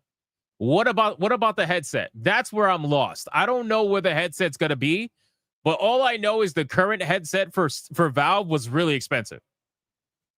So what do you guys think the headset's gonna be? Because I think the entire what do you call it? The headset. You know what? Let me not talk shit. Hold on. Let me find out. What the fuck was the name of the other headset? The Valve Index, right? The Valve Index, right? So Valve Index headset was by itself $499. $499, right? But as a total, it was $1,000 for a whole set. Plus, it included Half-Life Alyx. So here, look, I'll show you. Look at this. So the Valve Index VR kit with the 2 controllers and the base stations was $1,000, everything all together as a set. Now the headset by itself was $499. So keep in mind that this one required a PC, but now this new one is going to be its own PC. So now that you know all of that, what do you think the price of the game, price of the system is going to be? Because the headset is its own PC now. So think about that. What do you think it's going to be now? I'm gonna say it's probably going to be like the same. I think it's going to be the same. I think it's going to be like 1,000. I think it's going to be 1,000. I don't know if there's other. It said that you could put in your own SD cards for the headset. So I think it's going to be 1,000 for the headset. The headset is not as powerful as the box. So I don't know, man. I don't know. It's an interesting time to be a Steam customer for sure. Very interesting time. A lot of you guys seem to be more in line with the headset versus the box. Every single one of you are saying it's going to be over 1,000 for the headset. All right. Asmongold is buying all of them. Well, I'm not a millionaire like Asmongold, but I will be buying the box and I will be buying the controller. I really don't have a need for the headset, sincerely. So I'll let somebody else who's rich review that shit. But for me, I'm definitely getting the box and I'm definitely getting the controller. I had pre-ordered the Steam Deck when it was first announced, and I got the LCD one, and then eventually I ended up getting the OLED one. But it's going to be an interesting time. It says coming in 2026. Very curious. Very curious when in 2026. And knowing Steam, it's probably going to be some obscure fucking date early in the year with nothing else around it. So we'll see. They wanted to compete with the Quest 3, Hypno. I mean, is the Quest even doing that well? Last I heard, Meta was losing hundreds of millions of dollars. Said early 2026. Did they say early? Oh, they did. They did. Okay. Early 2026. Yeah, so it's going to be some obscure fucking date early on in the year. That's what Steam does. Steam always releases everything early in the year. Now, here's something. I want you guys to hear a conspiracy. Okay?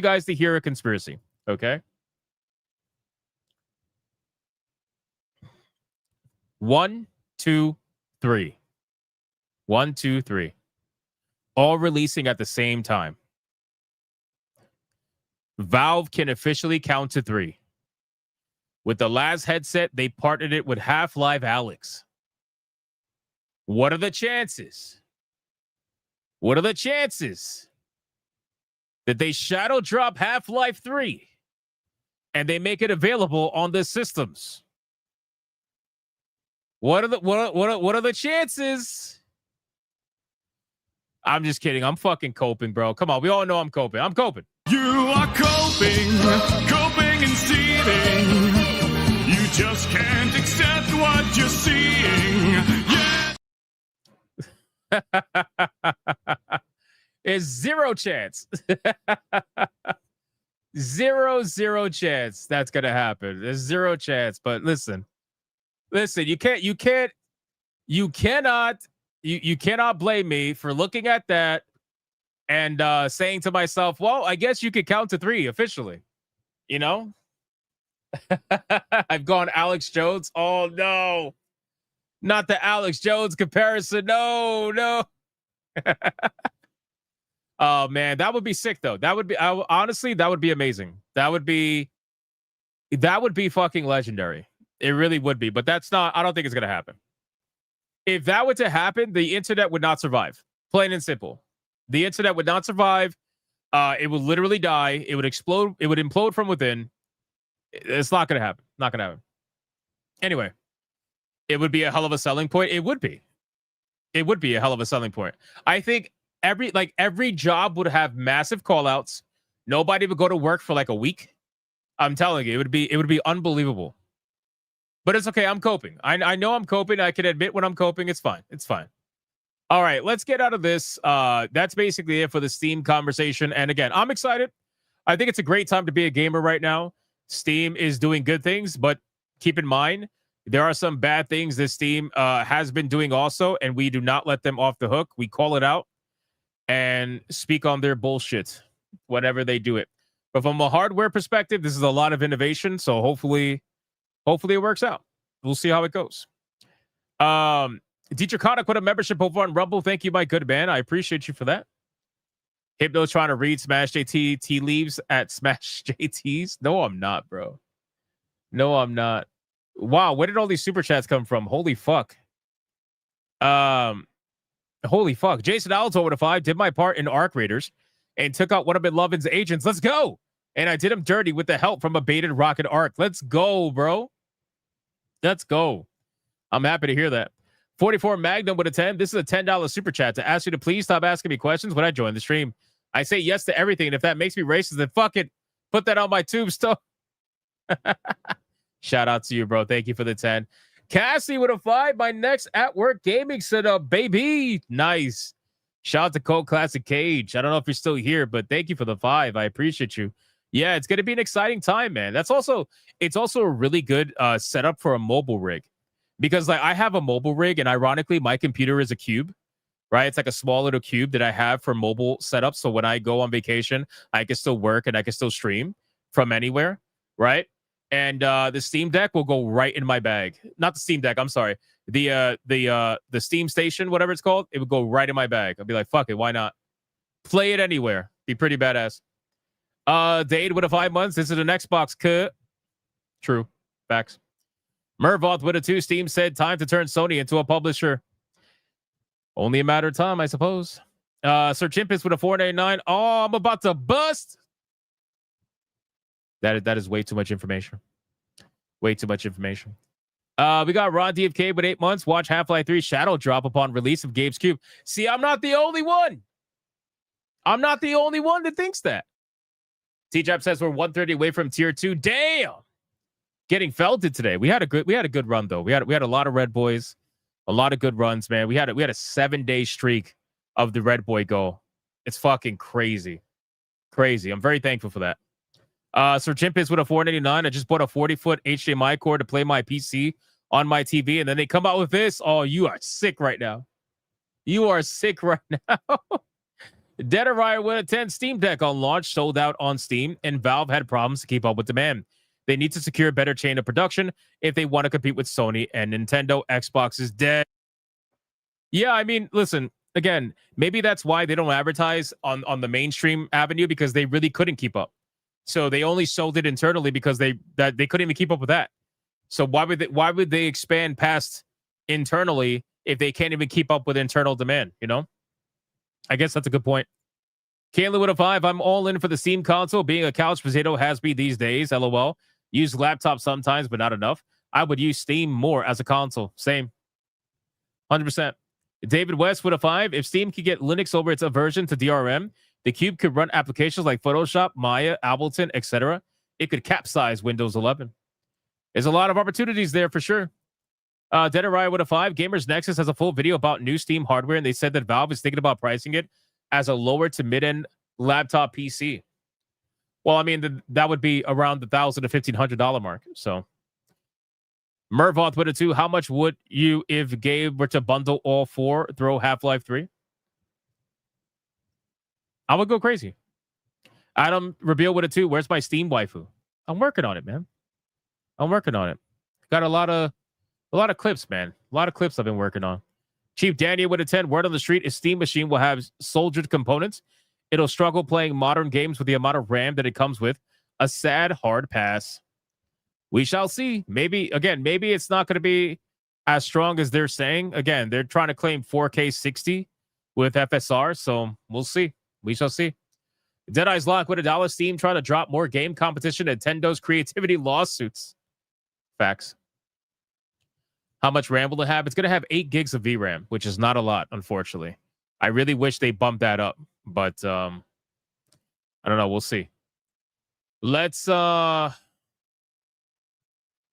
me X this out. We got 2 more topics, boys. We got 2 more topics. Hold on. Let me just X out all this shit. I'm a little behind. Right here. Let's check this out. We're going to look at where wins beat. Everybody and their fucking mother is talking about this game. Literally everybody and their mother is talking about it. So we are going to check this out right now. This game is coming out, I think, within a day or 2. I have not seen anything about the game. I've heard about the game. I haven't seen anything about it. I do know Vera Dark. Was talking about this on her stream the other day, saying she's going to play it day 1. So she's going in for it. Let's see what the big deal is. This is almost a 3-minute trailer. Kiguana says it's coming out Friday. Okay. Let's see what we got. Where wins beat.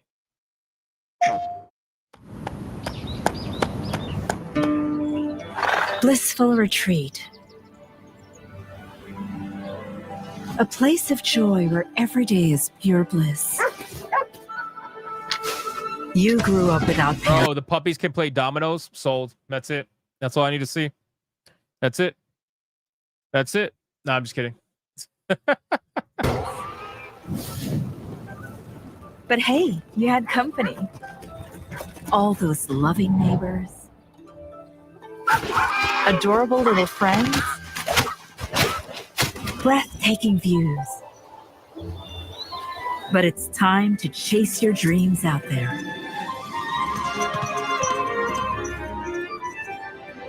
Welcome to Kaifeng. Total madness, and you'll love every minute of it.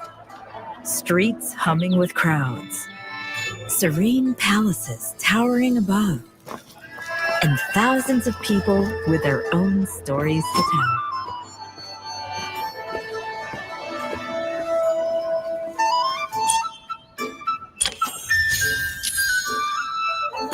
Enjoy rousing live performances.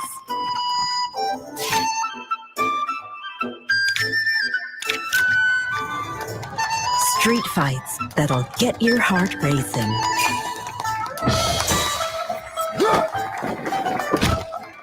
Wall stride. Fetch from afar. You'd want to master these tricks. Rob the rich. Rob the rich. Rob the... Well, arrests happen to the best of us. Occupational hazard, really. Paralyze your enemies mid-chase. Or let Tai Chi turn their strength against them. Did you just throw a fucking bear against the... What am I watching right now? Or just yell really, really loud.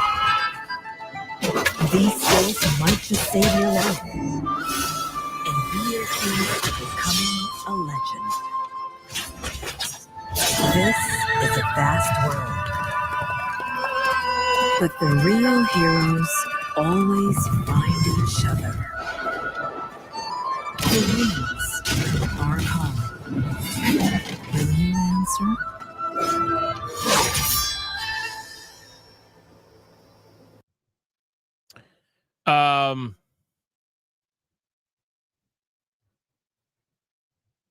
Yeah, I gotta be real with you. I don't think it's for me. I don't think it's for me. I didn't see. Maybe I didn't see the kind of gameplay that I need to see. But I gotta be real with you. I don't think it's for me. It looks okay. I mean, the bear throw was absolutely hilarious. No,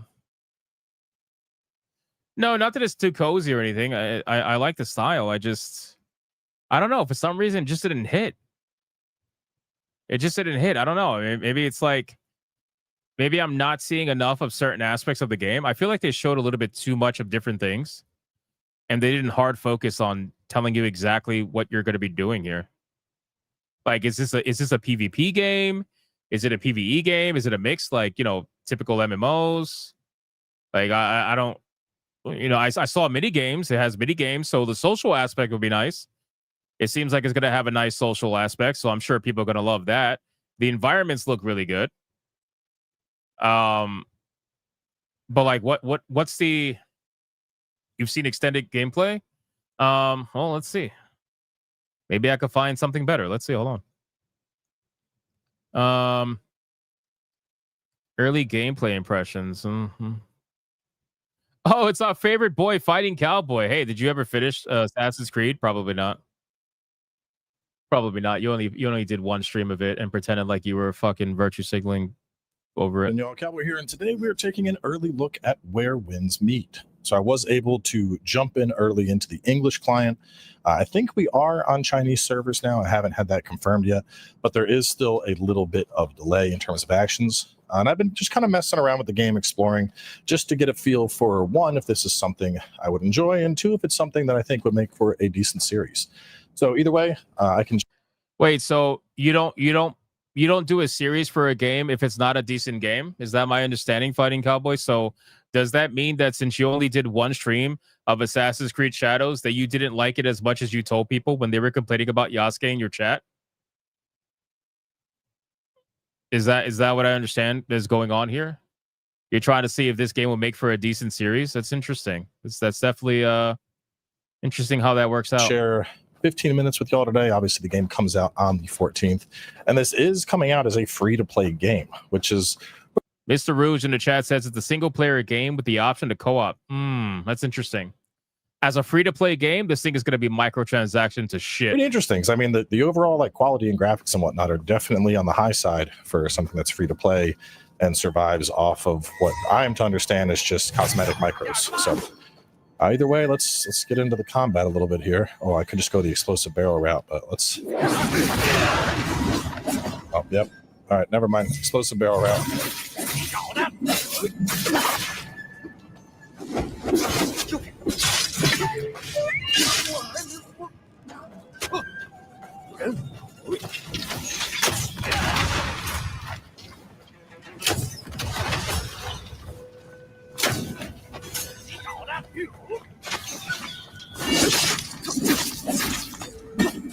People in the chat are telling me they said microtransactions only for cosmetics. Yeah, we'll see.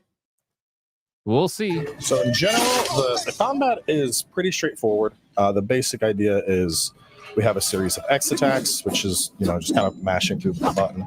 And then Y is going to do a heavy attack, or you can charge it for a charged attack. Besides that, you can see I can hit the left trigger, and that's going to pull up different like weapon arts. So in this case, I have like a tank type set on this. I mean, if it's anything like other Chinese MMOs, this seems to be a fucking grind fest, which is not necessarily a bad thing because I like games like that. But I don't know, this was not hitting with me for some reason. I don't know what it is here, and I'm not entirely aware of what that means exactly. But we can have two weapons equipped at any time. We start with a bunch of weapons to choose from. You can also see up here, I have like my martial arts, so I can like do this, and then that is my my Tai Chi toss. And I can do that one to run up on them and get some hits in. In terms of defensive options, we have access to a dodge, which, as you can see in the little reticle near my character that's going up on his left side, it does have a stamina requirement. I can hold a button to block, and that will cause me to take some reduced damage. And then there is deflect, but it's been pretty hard for me to nail the deflect in this test period, and I think that's because, you know, we're playing on Chinese servers. So bad at it.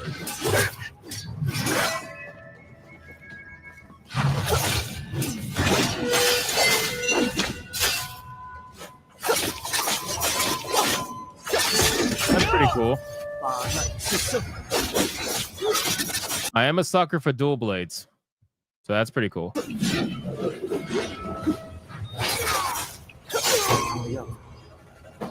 Yeah, the dual blades have been pretty cracked so far for just raw DPS, and there's a lot of different influence I'm seeing here. You know, obviously the dodge rolling and the deflections and combat and whatnot. Let's move forward a little bit. Northern Resistance.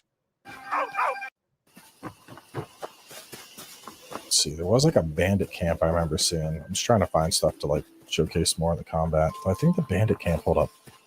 Before the bandit camp. The graphics are alright. They're nothing like mind-blowing though. Basically just turn it into like a co-op session. There's like world bosses and shit that we could tackle together. So, I mean, there's a lot going on here. We're talking about.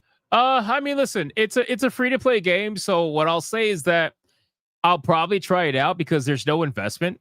I don't have to spend any money to check it out, obviously.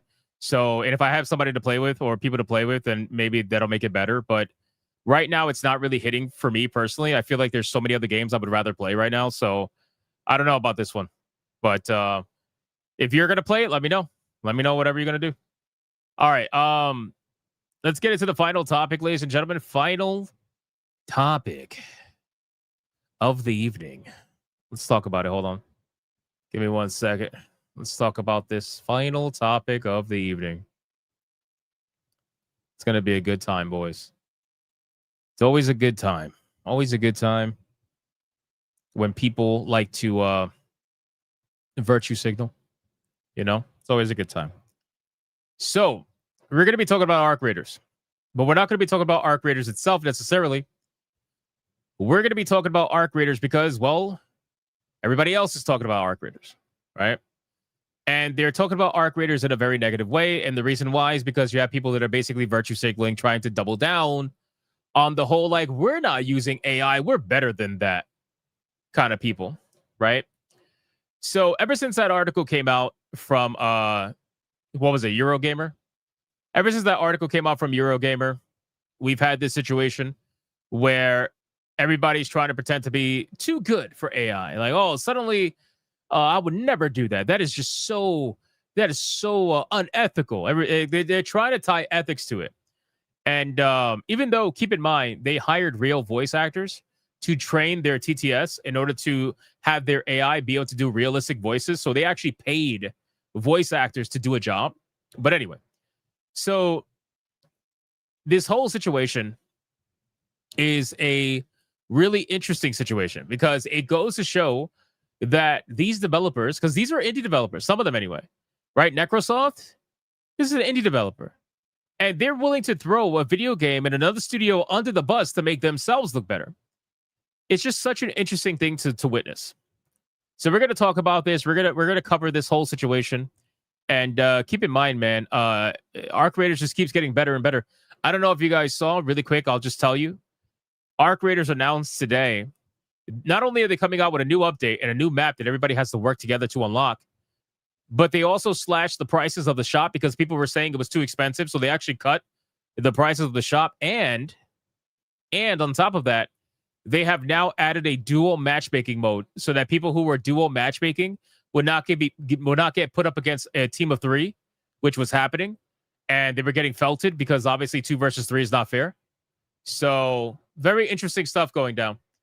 Let's cover this situation with Arc Raiders. Yeah, and they're giving refunds. Anybody who bought the skins, they're giving partial refunds for what you paid versus what the price is now.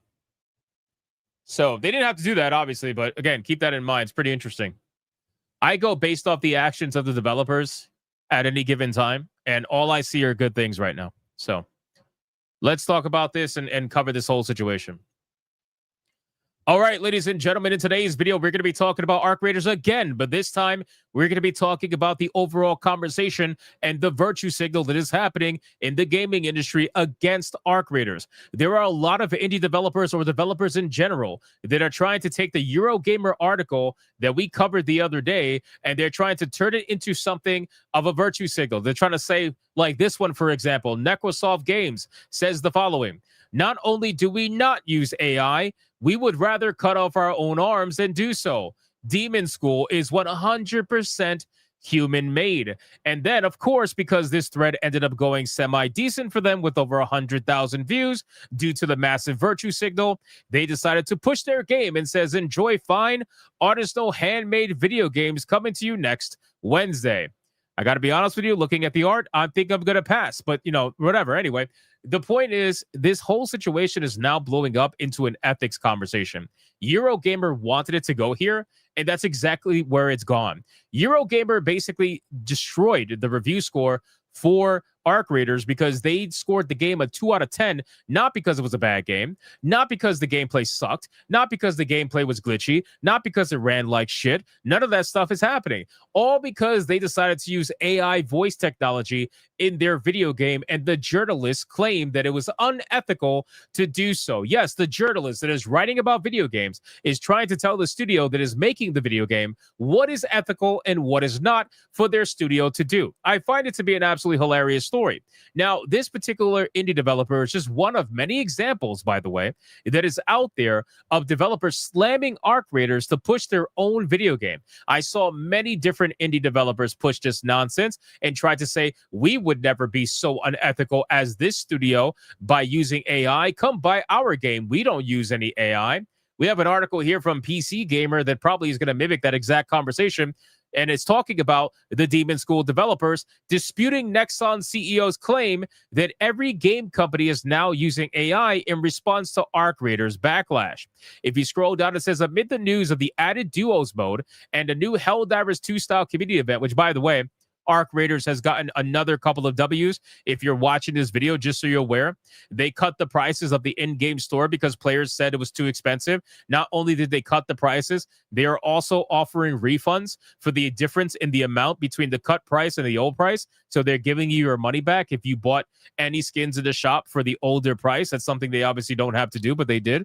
And not only that, they're adding a duos mode in the game so that people who are playing as duos will not keep queuing up against people who are playing as trios. That was happening before, and now you're going to have a duos mode. So that is pretty fucking good in terms of development in for this game.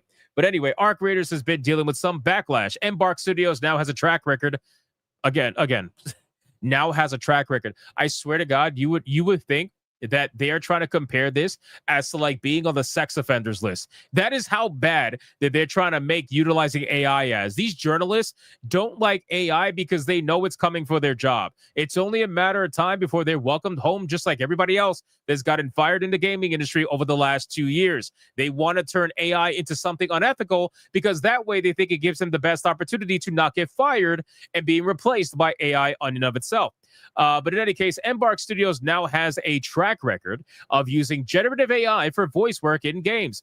First for the finals and now for Arc Raiders. And it's causing no small amount of controversy. I'm telling you right now, the only people that care about this are the indie developers that are trying desperately to utilize this as a means to push their game, and the journalists that are pushing this to try to make it a thing when most gamers are like, bro, we're just playing a game and having fun. I have no idea what you're talking about.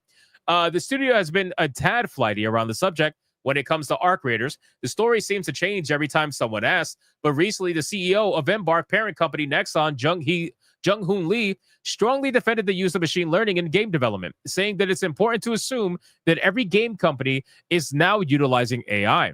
I've already given a list of all the reasons why I don't agree with this above, and while I feel its framing is disingenuous, but now other developers are wading into the discourse and saying it straight. Not all studios use generative AI. You already went over the one with Demon School, so fuck that one.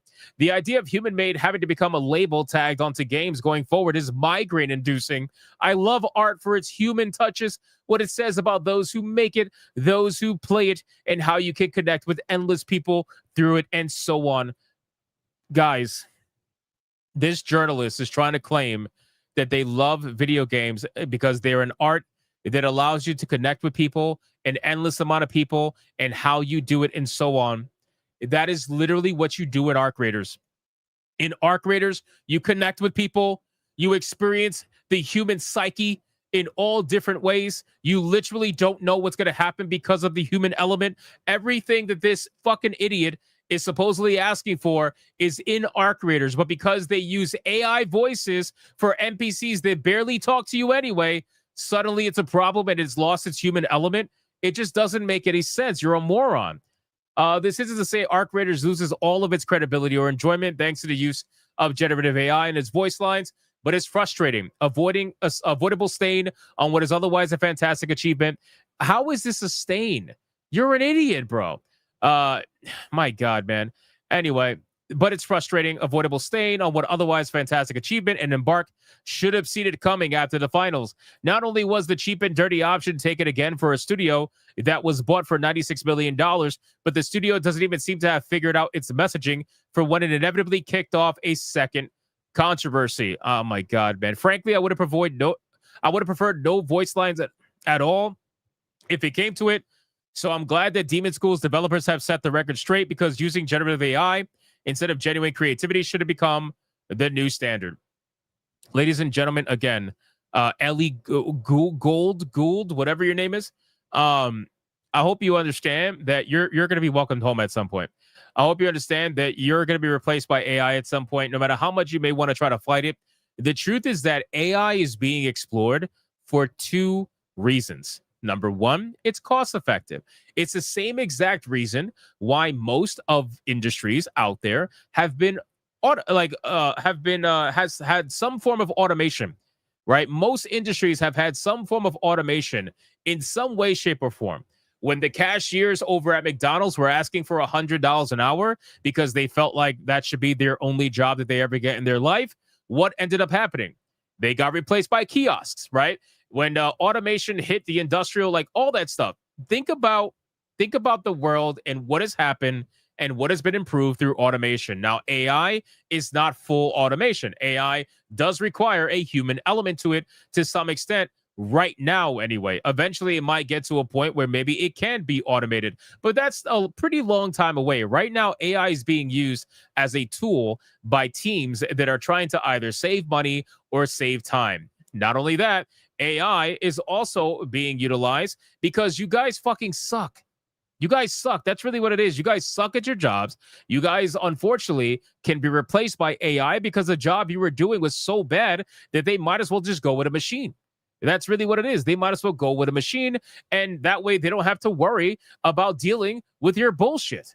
I know that's not what people want to hear, but that's ultimately what it is. They know, the companies know that they dealt with your bullshit for far too long. And now they have a way out. They don't have to pay you anymore. They don't have to hear about how many dicks you sucked last night and how gay you are. They don't give a fuck. They don't care. AI is here, and it's here to replace you, and they don't have to deal with it, right? This is the reason why we are seeing Microsoft, Amazon, all these major companies fire tens of thousands of people. And if you notice, a lot of the people that have been getting fired, if you go to their social media profiles, he, him, they, them, I suck dick for a living kind of nonsense. You know what I'm saying? Like, this is the kind of people that are getting fired. Now, I'm sure there are some nice people out there that unfortunately got the way of the dodo bird, but you know, I believe that the people who are truly talented that are getting fired will find another job. Okay, I truly believe that. I believe that if you are really as talented as you think you are, and you say that you are, then you will find another job, no problem. You will find a way to make it work, right? But for the people out there who aren't, that think that they are, they think very highly of themselves. They think they're pseudo-intellectuals, that they know everything because they're not a chud. Whatever the case may be, those people, they're going to have a problem. They're absolutely going to have a major problem with the replacement of their jobs with AI. So all of this is just one massive virtue signal against a video game that is doing extremely well. Shout out to Arc Raiders. Is taking a lot of my time playing that game, and I'm having a great time doing it. I will find all agents of McLovin, and we will take them down one by one by one. But you guys let me know in the comments down below, what do you think about this entire situation? What do you think about the latest virtue signal around AI? Don't you guys notice that every single journalist is now making it their mission to consistently call out studios that are utilizing AI and other places that are utilizing AI because they're so scared of it? That's really what it is. They're scared of AI because they know what's about to happen, and they're trying to delay the inevitable. Let me know in the comments down below. Thank you guys so much for watching this video, and if you enjoyed it, consider hitting that like and subscribe, and I'll see you guys on the next one. That's it, boys. That is it. That is it. We are not at tier 2 yet, so we're going to go right into the waifu battle with no ears. But I want to thank the people who are not going to join the waifu battle. Thank you guys so much for hanging out with us tonight. It's been a very awesome stream. Lots of fun. Join me tomorrow at 9 p.m. Eastern for another Hypnocast. Of course, please. I would love to see you there. It'll be a great time. We beat Tormented Souls on Griffcast today. So tomorrow we're going to be starting a brand new game. We're going to be playing Dying Light the Beast on Griffcast. So go check that out as well. It'll be great to see you there. Netflix says, Hypnotic, you know what one of the biggest problems in the gaming industry? How many game developers can do what Treasure pulled off with PS2 with Stretch Panic or manage to port Radiant, what is that? Sorry, the chat moved. Radiant Sill? Radiant Sill. I mean, listen, there's a lot of issues that are affecting the gaming industry right now. It really is. And again, even though AI is not the same as automation, AI is a very similar situation to automation and how automation took over for other people's jobs because it was just the cheaper route to go or the easier route to go, or maybe both, right? The same thing's happening here with AI. So, all right, let's get into. Do we have any super chats really quick? I don't think so. Hold on. Oh, I'm lying. We do. We got Anubis with a 2. Chest is touching the turkey breast. What the fuck? Sir Chip is with a 189. We was concubines and shit. Moppet Show with a 2. Kung Fu Hustle the game. Zevin Cross with a 10. Give me Crouching Tiger, Hidden Dragon vibes. I dig it. Yeah, I could see that. I could definitely see that for sure. On Rumble, we got Deadeye's Lock with $1. You know what's worse than getting your ass beat by a cucko? Getting spanked by a geese like Mandani getting power stripped. What the fuck? Bro, Rumble is on a whole nother thing. T-Jab says we are 101.44 away from tier 2. That is all. Damn, we are getting felted today. The streak is definitely ending for the Red Boy anyway. I don't know about tier 2, but the Red Boy streak is 100% ending today. That's okay though. All right, boys, let's get into the waifu battle. Let's have some fun, man. Let's do our thing, and then we're gonna close out the show. Here we go.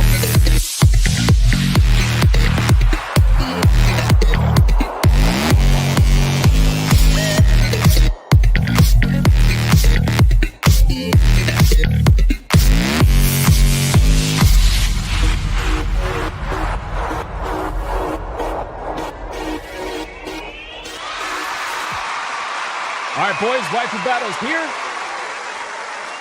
If you guys missed the last waifu battle, we had a bit of an upset. Ladies and gentlemen. Belle Dandy had returned to try to take her belt back, but goddamn, was it a massacre. It was a massacre, and Tharja got some late support, which resulted in a quite hilarious situation of Tharja ended up becoming the waifu battle champion. Let me bring her up on screen so that you guys can see our current waifu battle champion. Absolutely insane situation.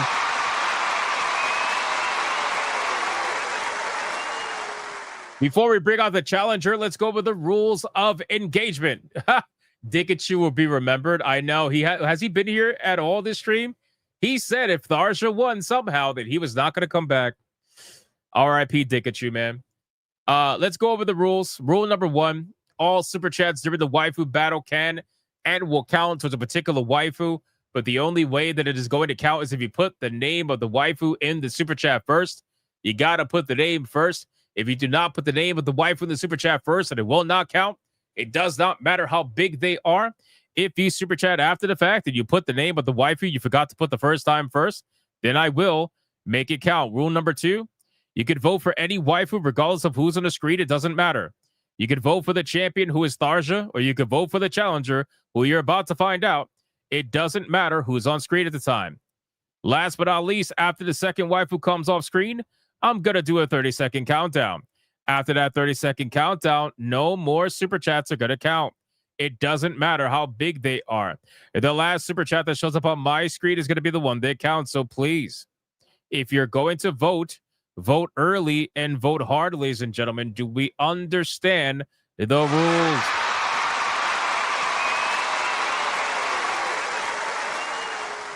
We don't understand the rules. I know that.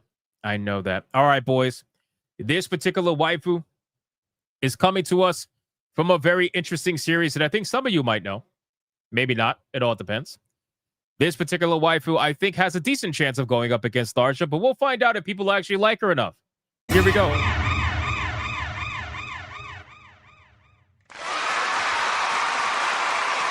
right, boys. The challenger that's going to go up against Tharja is going to be none other than the one and the only Alyssa from God Eater, specifically 3. Ladies and gentlemen, let's start the clock and let's see who is going to win? Is it going to be Tharja? Or is it going to be Alyssa? Let me know. Let me know in the comments. Let's go. Let's go, boys. What do we got? What do we got? No, it's not a panda. It is not a panda. It is not going to be a panda. No pandas. Vet Gamer with a 5 says Eve made it just in time tonight. Eve is not even here, bro. Thank you, Vet Gamer. Dead Eyes Lock with a 2 starting us off for Alyssa. Thank you so much. I appreciate that. Anubis Hentai Hades with a 2 fisting the turkey. Touch that turkey. Naughty. That's crazy, bro. That's crazy. If you keep putting profile pictures like that, I'm not going to be able to click your name anymore on YouTube. Sorry, brother. It is what it is, my guy. Thank you so much, Anubis. I appreciate the 2. We got 1 vote for Alyssa, and that is it. 1 vote for Alyssa. Let's find out. There might be some revenge votes against Tharja today. I don't know. We'll see. We'll see. A lot of the big hitters don't seem to be in today's stream. So this is an equal open opportunity for everybody. God damn, bro. It was like 4 super chats just came in at the same time. What the fuck? Holy shit. BioT Wolf with a 5 for Alyssa. Shout out to BioT Wolf. Then we got Mr. Melancholy with a 2 for Alyssa. And then we got David Vest with a 2 for Alyssa. Excellent. And then Vet Gamer with a 5. You know Eve always has my vote. Why am I not surprised? Thank you, bro. And then we got Ninja Biden with a 2 says ice cream.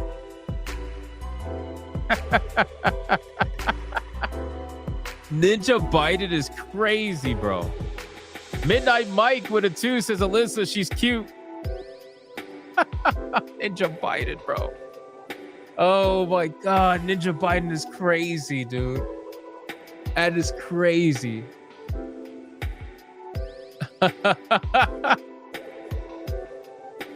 Dead Eyes Lock says repent for that name. No repenting, bro. Ninja Biden is great. It's great.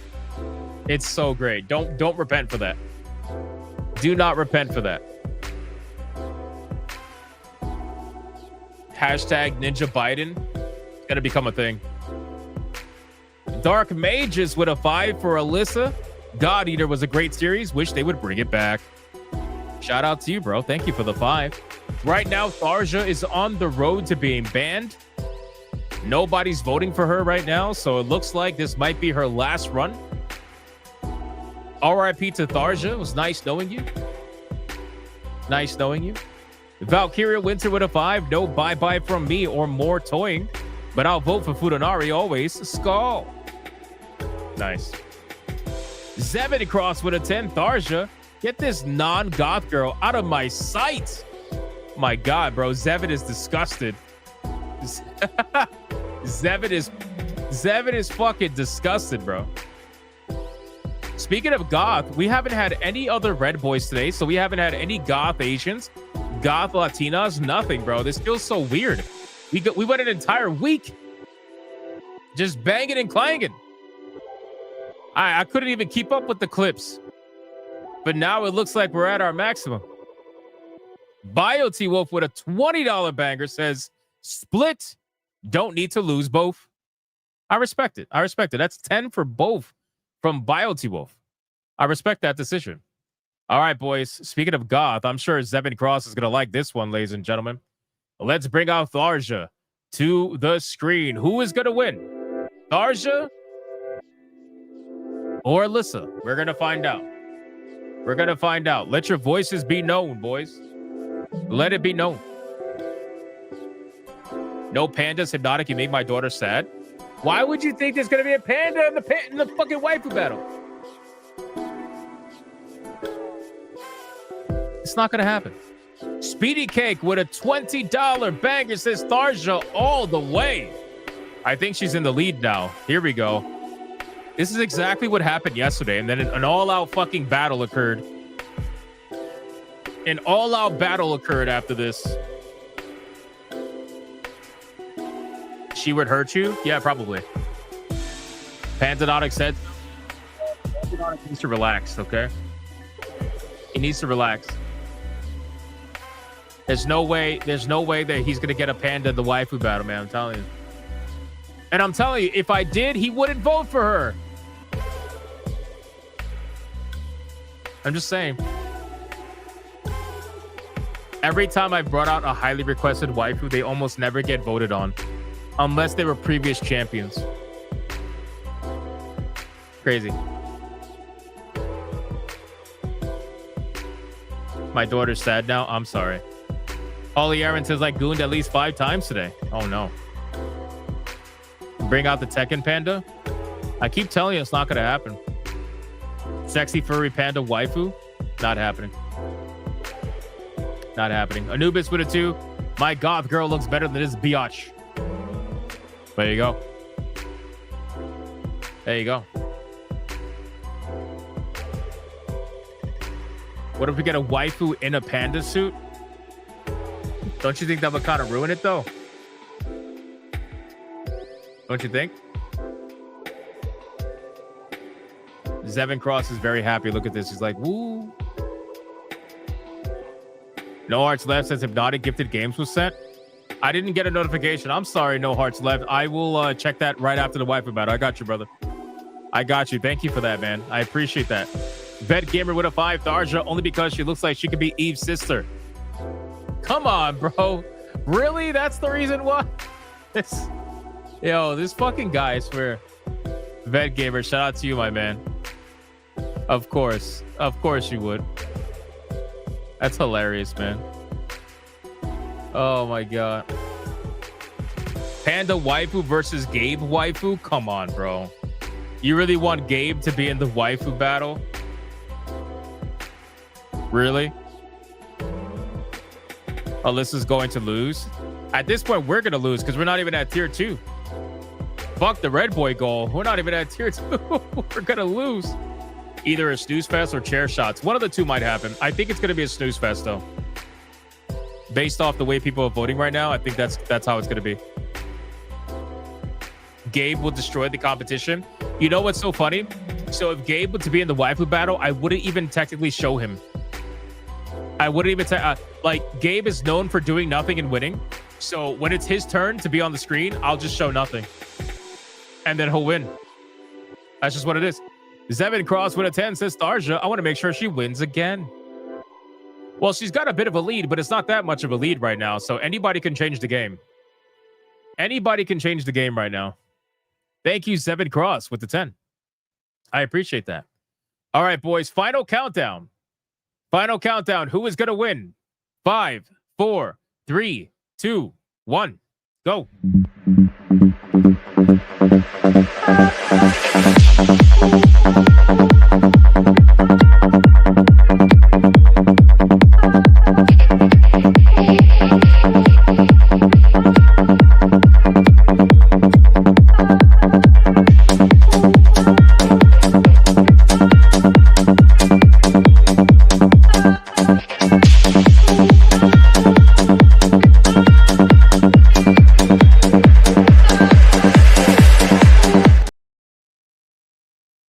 And that is it. The last super chat that doesn't even count for a 2 says, I vote for Waifu Satan.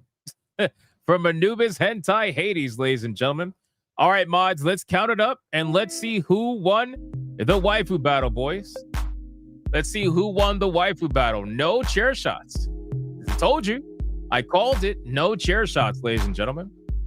Everybody say RIP to tier 2, ladies and gentlemen. Tonight's the night where we're losing it. That is going to be 184 gone. We'll be starting a new streak tomorrow. But at least we managed to keep tier 1 at 496 now. I think 496, something like that. Yeah, Kagwana, I have no idea. Maybe everybody blew their load over the last few days. I have no idea. I have no idea. Darja got it, I guess. She might. She might. She definitely might. She definitely might. Let the mods count it up. Alyssa needs Roof Funny, so she joined the waifu battle. That's crazy. That's crazy. It's because everybody's buying turkey? Maybe. Maybe. I'd rather them do that. I'd rather people have what they need. So, it's okay. We could always get to 100 and whatever again, some way, somehow. Maybe. We'll see. We'll see. Everybody been buying all those indie games you keep showing off. That's a good thing. That's a good thing. I want people to be able to buy the things that they want. The numbers are in, ladies and gentlemen. The numbers are in. Let me take off the banner. I kept the banner on. Whoopsie. We got, where am I at? We got Tharja at $48.11. And we got Alyssa at $28 flat, which means the winner and still Waifu Battle champion is none other than the one and the only. Somehow on an insane streak, by the way. I don't even know how this is happening. Tharja, ladies and gentlemen, holy crap. That is insane. What an easy win for her.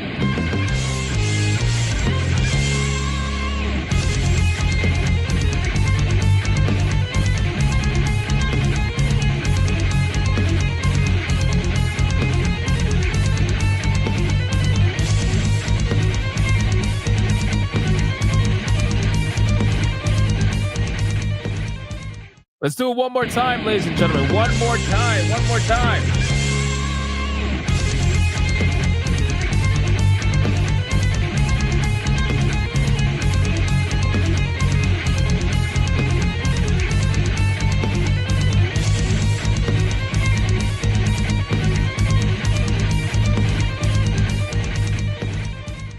I don't think many people are coping and seething about this one, but we still got to play the song. You are coping and seething. You just can't accept what you're seeing. Yes, you're coping and seething. The truth is scalding, and now you are molding and coping so hard. Coping and seething.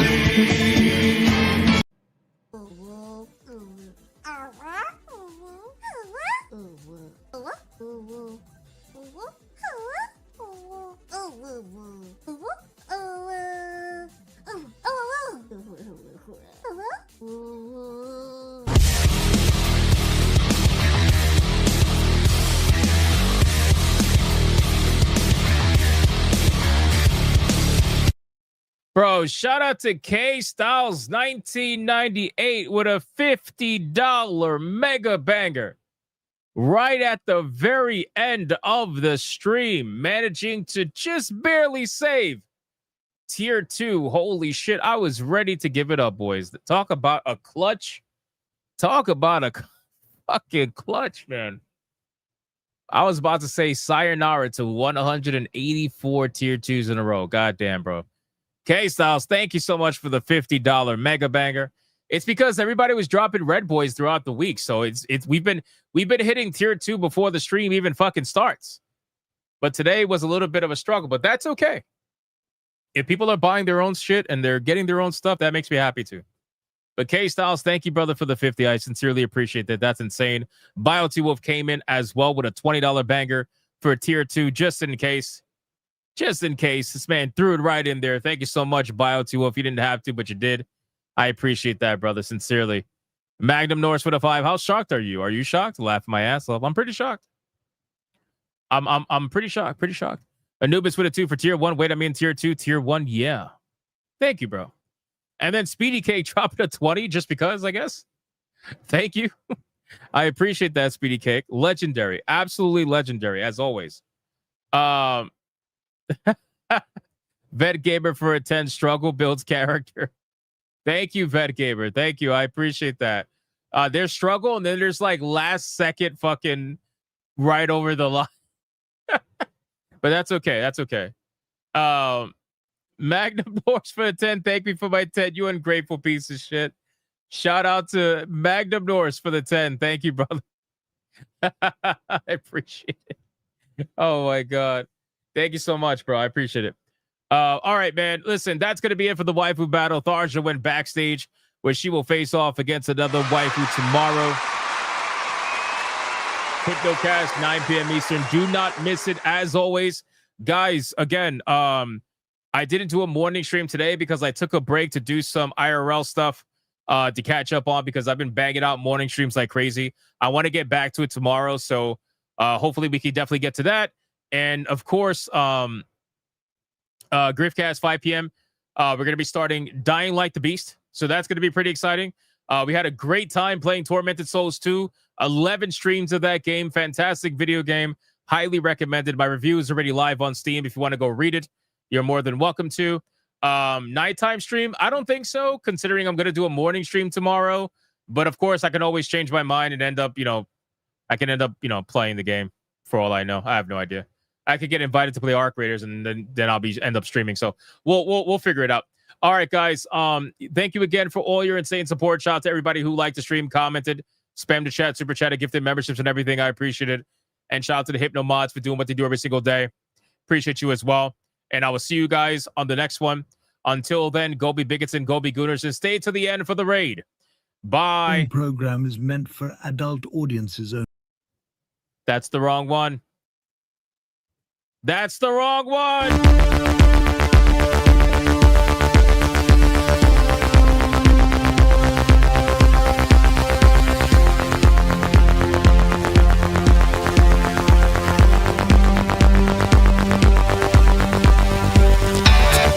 I am not gay.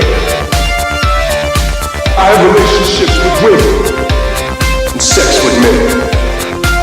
And I got news for you. That means you get.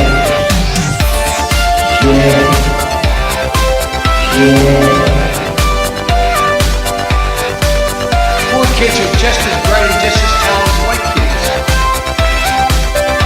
The dog or her cat was named Vagina.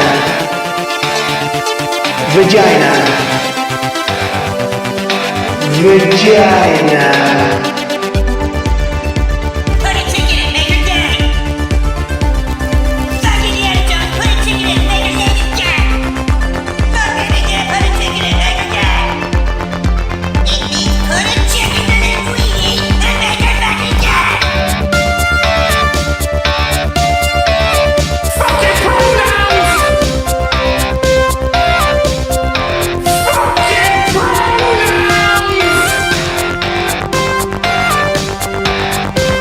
Fucking gender ambiguity! Fucking current day California shit!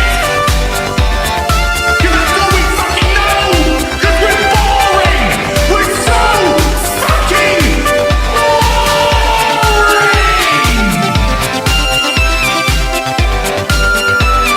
Twitter hole! Twitter hole! Get it right! At the touch of the black man, I bring life. I bring life.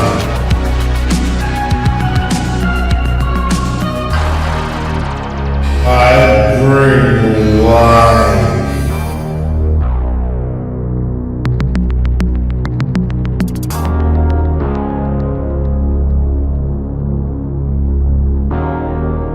I bring life.